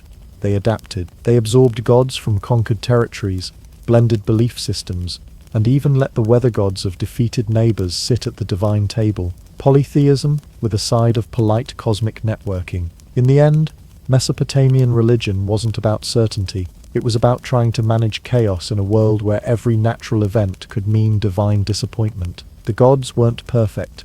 They weren't even nice, but they were familiar, powerful, temperamental, and just human enough to feel like a reflection of the people who worshipped them. Before there was Shakespeare, before Homer spun his yarns of Greek tragedy, before Netflix shoved a dozen heroic arcs into your recommended queue, there was the Epic of Gilgamesh. It's the world's oldest known story, carved into clay tablets, somewhere around 2100 BCE, and it has everything you could ask for in an ancient blockbuster. A super strong king, a wild man best friend, gods throwing tantrums, divine rejections, monster slaying, and an existential crisis that ends with more sand than closure. The hero of this epic tale is Gilgamesh, king of Uruk, half man, half god, and full of himself. Imagine if Dwayne Johnson and a thunderstorm had a baby, and then made him king. Gilgamesh starts the story as the worst kind of ruler, tyrannical, impulsive, and a bit too into conscripting people for public works and recreational duels. The people of Uruk are so tired of his shenanigans that they actually pray to the gods to make him chill, not overthrow him. Just send someone who could maybe body check him into humility. Enter Enkidu, the wild man, born of clay and raised by animals. Enkidu is nature's answer to the urban nightmare that is Gilgamesh. He's hairy, free-spirited, drinks pond water, and punches lions before breakfast. He's basically a Mesopotamian Tarzan, with unresolved questions about civilization. The gods send a woman named Shamhat to tame him, using a tried-and-true method. A combination of wine, storytelling, and 6 days of what ancient scribes coyly called intimate relations. After that, Enkidu goes from forest feral to city compatible in record time. When Enkidu and Gilgamesh meet, it's not exactly a meet cute. They immediately brawl in the streets like two gods in a Mesopotamian WrestleMania. The fight is so intense that they cause structural damage to Uruk's sidewalks, but by the end of it, they're best friends. Nothing says bros for life like mutual property destruction. This is where the story shifts gears. Gilgamesh, now less of a menace thanks to Enkidu's influence, decides the best way to celebrate friendship is to go fight a forest monster. So the two pack their weapons, make a lot of dramatic speeches, and head to the cedar forest to battle Humbaba, a terrifying guardian appointed by the gods. Humbaba's face is described as like a coiled intestine. Not exactly Disney villain material, but nightmare fuel nonetheless. They defeat him, because obviously, and then things spiral. Gilgamesh is feeling himself after the victory, and catches the eye of Ishtar, goddess of love, war, and collecting ex-boyfriends like rare baseball cards. She proposes marriage. Gilgamesh, in what might be history's first recorded savage rejection, lists all the reasons her past relationships ended in horror. Dead lovers, cursed animals, and at least one guy who got turned into a wolf. He basically says, hard pass. Thanks. Ishtar, being a goddess and not super into being roasted by a mortal, sends the bull of heaven down to stomp Uruk into a pancake. Gilgamesh and Enkidu, still riding their monster-fighting high, kill the bull, cut off its thigh, and toss it at her like it's divine sass. The gods are not amused. The punishment is swift. Enkidu dies. No heroic last stand, just a slow, divine illness. And suddenly, the epic changes again. Gilgamesh, now devastated, begins a quest for immortality, because nothing slaps you with mortality like watching your best friend die of celestial food poisoning. The final half of the epic becomes a soul-searching journey through deserts, across oceans, and even to the edge of time itself. Gilgamesh, searches for Utnapishtim, a man who survived a great flood and was granted eternal life by the gods. Basically Mesopotamia's version of Noah, but with better anecdotes. When Gilgamesh finally finds him, he's told the bad news: immortality isn't on the menu. But hey, there's a magic plant that can restore youth. So Gilgamesh finds it, and then immediately loses it to a snake. Yes, the literal ancient origin of snakes ruin everything. By the time he returns to Uruk, Gilgamesh is older, wiser, sadder. He doesn't get eternal life, but he gets something almost as good: legacy. He looks at the walls of his city, strong, lasting, built by his hands and his people, and he realizes that being remembered is a kind of immortality too, which is honestly a better ending than most modern films. What makes the Epic of Gilgamesh so remarkable isn't just its age, it's that, over 4,000 years later, it still hits emotionally. Friendship, grief, fear of death, the desperate search for meaning. It's all there, scratched into clay tablets by scribes, who probably never imagined someone would be podcasting about it 4 millennia later. And let's not forget, this is history's first bromance. Gilgamesh and Enkidu were mythic, dramatic, messy, and real, in a way that still feels familiar.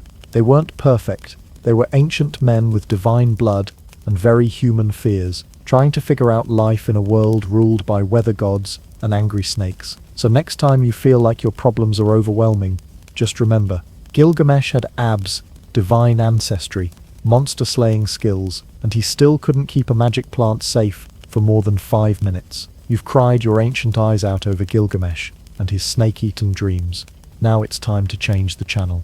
Welcome to one of the glittering jewels of ancient Mesopotamia, where the ziggurats rise, the beer flows, the fashion is a fever dream of wool and gold, and the entertainment, absolutely unhinged, in the best way possible. If Gilgamesh gave Mesopotamia its tragic poetry, gave it its party playlist. First, let's talk music, because yes, 4,000 years ago, people were already arguing about whether the harp player was off-key. Mesopotamians didn't just invent writing and taxes, they also composed music that could have scored a Netflix miniseries about divine betrayal. Archaeologists have uncovered lyres, harps, and flutes buried in royal tombs, like the famous Lyre of which was basically the Stradivarius of 2600 BCE. It had a wooden frame, silver decorations, and a golden bull's head attached to the front, because subtlety wasn't invented yet. And here's the kicker, we've actually found musical notation carved into tablets. That's right, Mesopotamians weren't just jamming, they were reading sheet music while doing it. Imagine sitting in a temple, trying to connect with your god, and someone in the corner is expertly plucking out a tune on a goat-gut stringed lyre, while a guy with a sistrum rattles away like he's auditioning for Mesopotamia's Got Talent.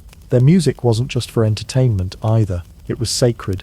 It was used in rituals, festivals, funerals, and possibly ancient karaoke, though the last one hasn't been confirmed by archaeologists yet. Musicians were highly trained, often attached to temples, and possibly the closest thing ancient Mesopotamia had to pop stars, minus the glitter, plus a lot more incense. But no performance is complete without a proper outfit.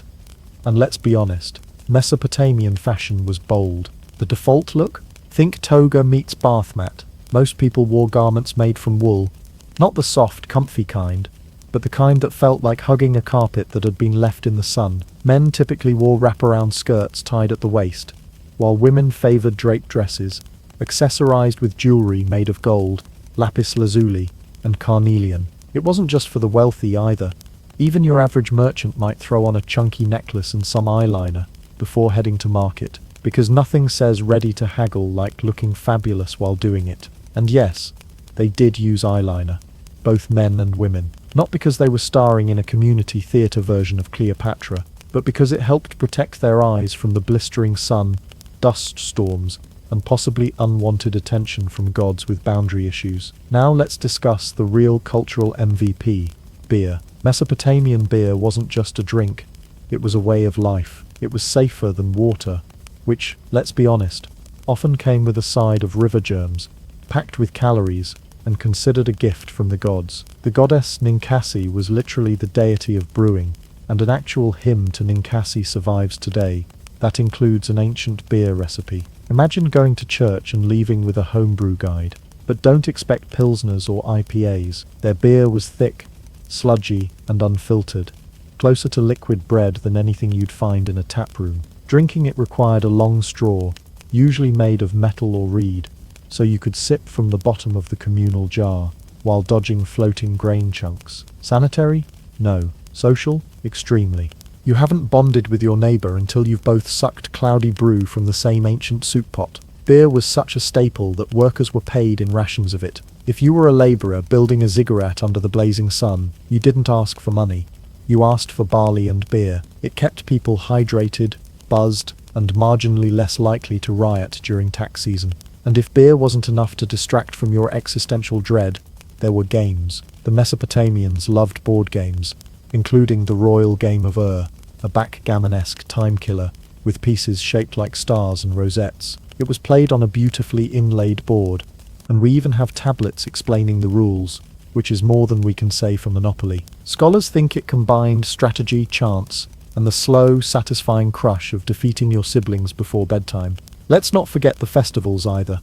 Mesopotamians knew how to throw a party for their gods. The most famous was the Akitu festival, a multi-day New Year celebration filled with rituals, processions, music, feasting, and theatrical reenactments where priests dressed up as gods and possibly argued over cosmology while wearing goat masks. There was a ceremony where the king was publicly stripped of his regalia and slapped by a priest to remind him he wasn't divine. Nothing says humble yourself like ritual face smacking. And through it all, the music, the outfits, the beer-fueled board game nights. Life in cities like wasn't just about surviving floods or appeasing deities. It was about expressing joy, status, creativity, and occasionally doing it all in a fringed wool tunic that looked like it could mop a floor. Mesopotamians knew the world was unpredictable.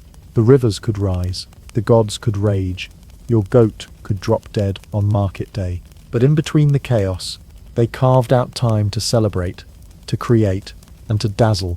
If you think modern legal systems are a tangled mess of clauses, footnotes, and vaguely threatening terms and conditions, then you, dear listener, owe a sarcastic thank you to a Babylonian king named Hammurabi, who lived around 1750 BCE and had one big idea: let's write down everything and make it very, very specific. Thus was born the Code of Hammurabi, a towering basalt monument to legal micromanagement, etched with nearly 300 laws, all written in cuneiform, and all laser-focused on making sure no one got away with anything ever again. At its core, Hammurabi's code wasn't the first legal system. Earlier Sumerian kings had toyed with laws, but it was the most thorough, the most famous, and arguably the most likely to include a clause about what happens if your neighbour's ox accidentally eats your grain, tramples your fence, and then keels over in your courtyard. This is the world's first serious stab at codified justice. Picture it, a giant stone slab, standing over 7 feet tall, topped with an image of Hammurabi himself receiving the laws from the sun god, Shamash, the divine judge with the radiant beard. Because if you're going to enforce justice, you need 2 things, an intimidating statue and divine backup. Now, Hammurabi's code was based on a principle that you probably already know, even if you've never picked up a tablet in your life. An eye for an eye. It's not just a catchy slogan, it was a literal, legal standard. If you took out someone's eye, yours was up for grabs. Break someone's bone, start counting your own. It was accountability, Babylonian style, brutal, proportional, and guaranteed to make you think twice before throwing a punch. But here's the twist. The code wasn't nearly as equal as it sounds. In fact, it had a tiered justice system, so detailed it made your status as a human being feel like a receipt. Laws treated you very differently, depending on whether you were an elite noble Awilu, a commoner Mushkenu, or a slave Wardu. Punch a noble, you owe big. Punch a commoner, less so.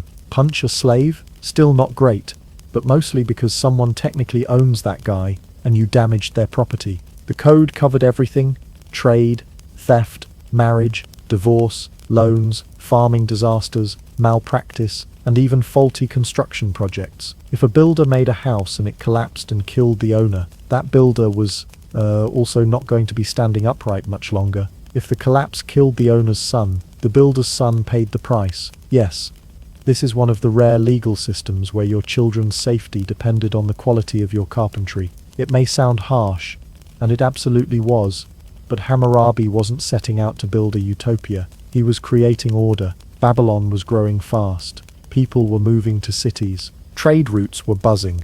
Conflict was inevitable. Hammurabi's genius was recognizing that if you wanted to rule a diverse and complex population, you needed more than priests waving incense and hoping no one stole the temple goat. You needed rules. Public ones. Carved in stone, literally. And that's the wild part. This code wasn't hidden away in a courtroom. It was put on public display, out in the open, in a busy part of town, where anyone who could read could walk up and say, "Yep, that's what happens if I flood my neighbor's barley field again." It's the Bronze Age equivalent of hanging your terms of service on a billboard and saying, "Violators will be prosecuted, or possibly defingered." But Hammurabi's code wasn't all doom and dismemberment. Some of the laws were surprisingly thoughtful. If a woman's husband went missing in battle and didn't return for years, she could remarry without punishment. If a merchant entrusted goods to another, and they were lost in a robbery, both parties got to make their case. There were protections for orphans, widows, and farmers who suffered through bad weather. The code wasn't trying to create a warm, fuzzy feeling, but it did try, in its own rigid way, to promote stability. Of course, enforcement was a different story. Theoretically, the king's court handled these issues with solemn deliberation. In practice, well, it probably varied wildly, depending on your location, your social status, and whether the judge liked your beard. Still, this was the blueprint, the template that influenced future civilizations for centuries. Ancient Israelite law borrowed some concepts, Roman law inspired. Your HOA regulations about grass height spiritually descended from law #271. If a man opens his irrigation canal and neglects to close it, and the water floods his neighbor's field, he shall pay for the loss in grain. Actual paraphrased law. Yes, even canal-based negligence had its own section.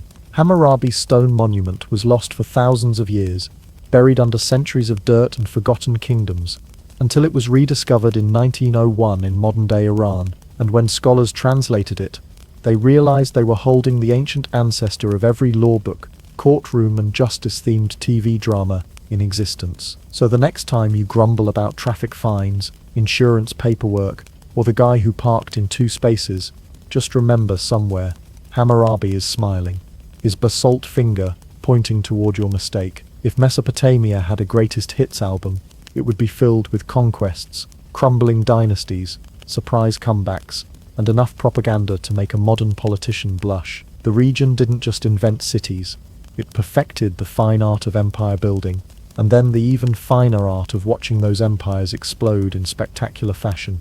And if you think this was just a cycle of slow decline and quiet transitions, think again. Ancient Mesopotamian politics were essentially musical chairs with swords. One decade you're ruling the known world, the next you're a dramatic footnote in someone else's victory inscription. Let's start with the Assyrians, the ancient world's equivalent of, have you tried turning it off and conquering it again? These folks weren't here to make friends. Based in the northern reaches of Mesopotamia, the Assyrian Empire began humbly, just a city-state with ambition. But by the time they were in full swing, around the 9th to 7th centuries BCE, they had transformed into a military-industrial juggernaut, powered by iron, intimidation, and the firm belief that siege warfare was a great way to introduce yourself to your neighbors. The Assyrians didn't mess around. They had chariots, battering rams, professional soldiers, and a reputation for making enemies disappear, sometimes into exile, sometimes into suspicious piles of bones. Their kings liked to commemorate victories with inscriptions that read like a Yelp review from the depths of a war god's bad day. One famous king, Ashurnasirpal II, wrote about how he flayed rebels and used their skins to wallpaper city walls. He also held a banquet for 70,000 people to celebrate a building project. Duality of man, folks. And yet, Assyrian culture wasn't just about terrifying everyone within a 500-mile radius. These were people who built grand palaces, decorated with elaborate reliefs showing lion hunts, conquests, and the king doing literally everything except paying his taxes. They amassed libraries, collected texts in multiple languages, and created detailed records of astronomy, medicine, and omens. The most famous of these libraries belonged to Ashurbanipal, the last great Assyrian king, and a man who genuinely referred to himself as a scholar king. He read, he wrote, and he also had a hobby of sending armies into Egypt when he got bored. But as with all overachievers, the burnout hit hard. By the late 7th century BCE, the Assyrian Empire stretched too thin. Revolts broke out. Enemies teamed up. Babylon, that city-state that just couldn't stay quiet, led the charge. And just like that, in 612 BCE, Nineveh fell, the palaces were looted, and the Assyrians vanished faster than you can say, maybe don't flay everyone. Enter the Neo-Babylonian Empire, led by Nebuchadnezzar II, a man who took one look at the ruins of his ancestors' city and said, let's rebuild it, but shinier. Under his rule, and some extremely aggressive urban planning, Babylon became the Vegas of the ancient world. Massive walls, stunning temples, gold-covered statues, and allegedly the Hanging Gardens, one of the 7 wonders of the ancient world, assuming they weren't a historical fever dream, or really impressive landscaping. Nebuchadnezzar wasn't just an architect, he was a power player. He conquered Jerusalem twice, relocated populations, and made sure Babylon stayed the cultural capital of the ancient world. He was also known for his, let's say, eccentric governance style, which inspired later stories in the Bible about pride, punishment, and eating grass. Seriously. But as history likes to remind us, nothing lasts forever, especially not in Mesopotamia. Eventually, the Persians under Cyrus the Great rolled in like, hey, we're just here to unify the world, and Babylon, tired from centuries of rebuilding and rebelling, opened its gates with barely a fuss. And just like that, a new empire absorbed the old, like some kind of imperial amoeba. What's remarkable about all this empire hopping isn't just the rise and fall cycles, it's how each civilization preserved, borrowed, and built upon the last. The Assyrians may have ruled with fear, but they preserved libraries. The Babylonians may have rebuilt their temples every other decade, but they refined astronomy, mathematics, and law. Even the Persians, conquerors of Babylon, respected local customs, languages, and gods. In Mesopotamia you conquered the land, but you inherited the culture. This constant remixing of power, belief, and infrastructure created a legacy far deeper than any one empire. It's why Mesopotamian science found its way into Greek thought. It's why Babylon still echoes in religious texts and stargazing traditions. It's why the word Assyrian might conjure terror tactics, and also cuneiform contracts about sheep sales. And maybe that's the real story here. Power came and went, but the ideas lasted. The walls fell, but the knowledge stuck around. Empires could raise cities, exile kings, rewrite maps, but they couldn't stop the scribes from quietly carving their legacy into clay, one wedge-shaped stroke at a time. Imagine trying to make sense of your day without a weather app, a calendar, or even a consistent sunrise time, thanks to the occasional sandstorm. Now add in a pantheon of moody gods, and a king breathing down your neck for answers. That was the daily pressure cooker for the brilliant, bewildered, and occasionally terrified scholars of ancient Mesopotamia. To them, the universe wasn't silent. It was constantly whispering, flashing, twitching, and sending ominous smoke signals through clouds, comets, and cow entrails. And it was your job. Yes, you with the reed stylus and the furrowed brow, to figure out what the cosmos was trying to say before it flattened your city with a flood or a rebellion. Let's start with astronomy, or as the Mesopotamians called it. Try not to get smited by misinterpreting Jupiter. These early skywatchers weren't stargazing romantics lying in meadows.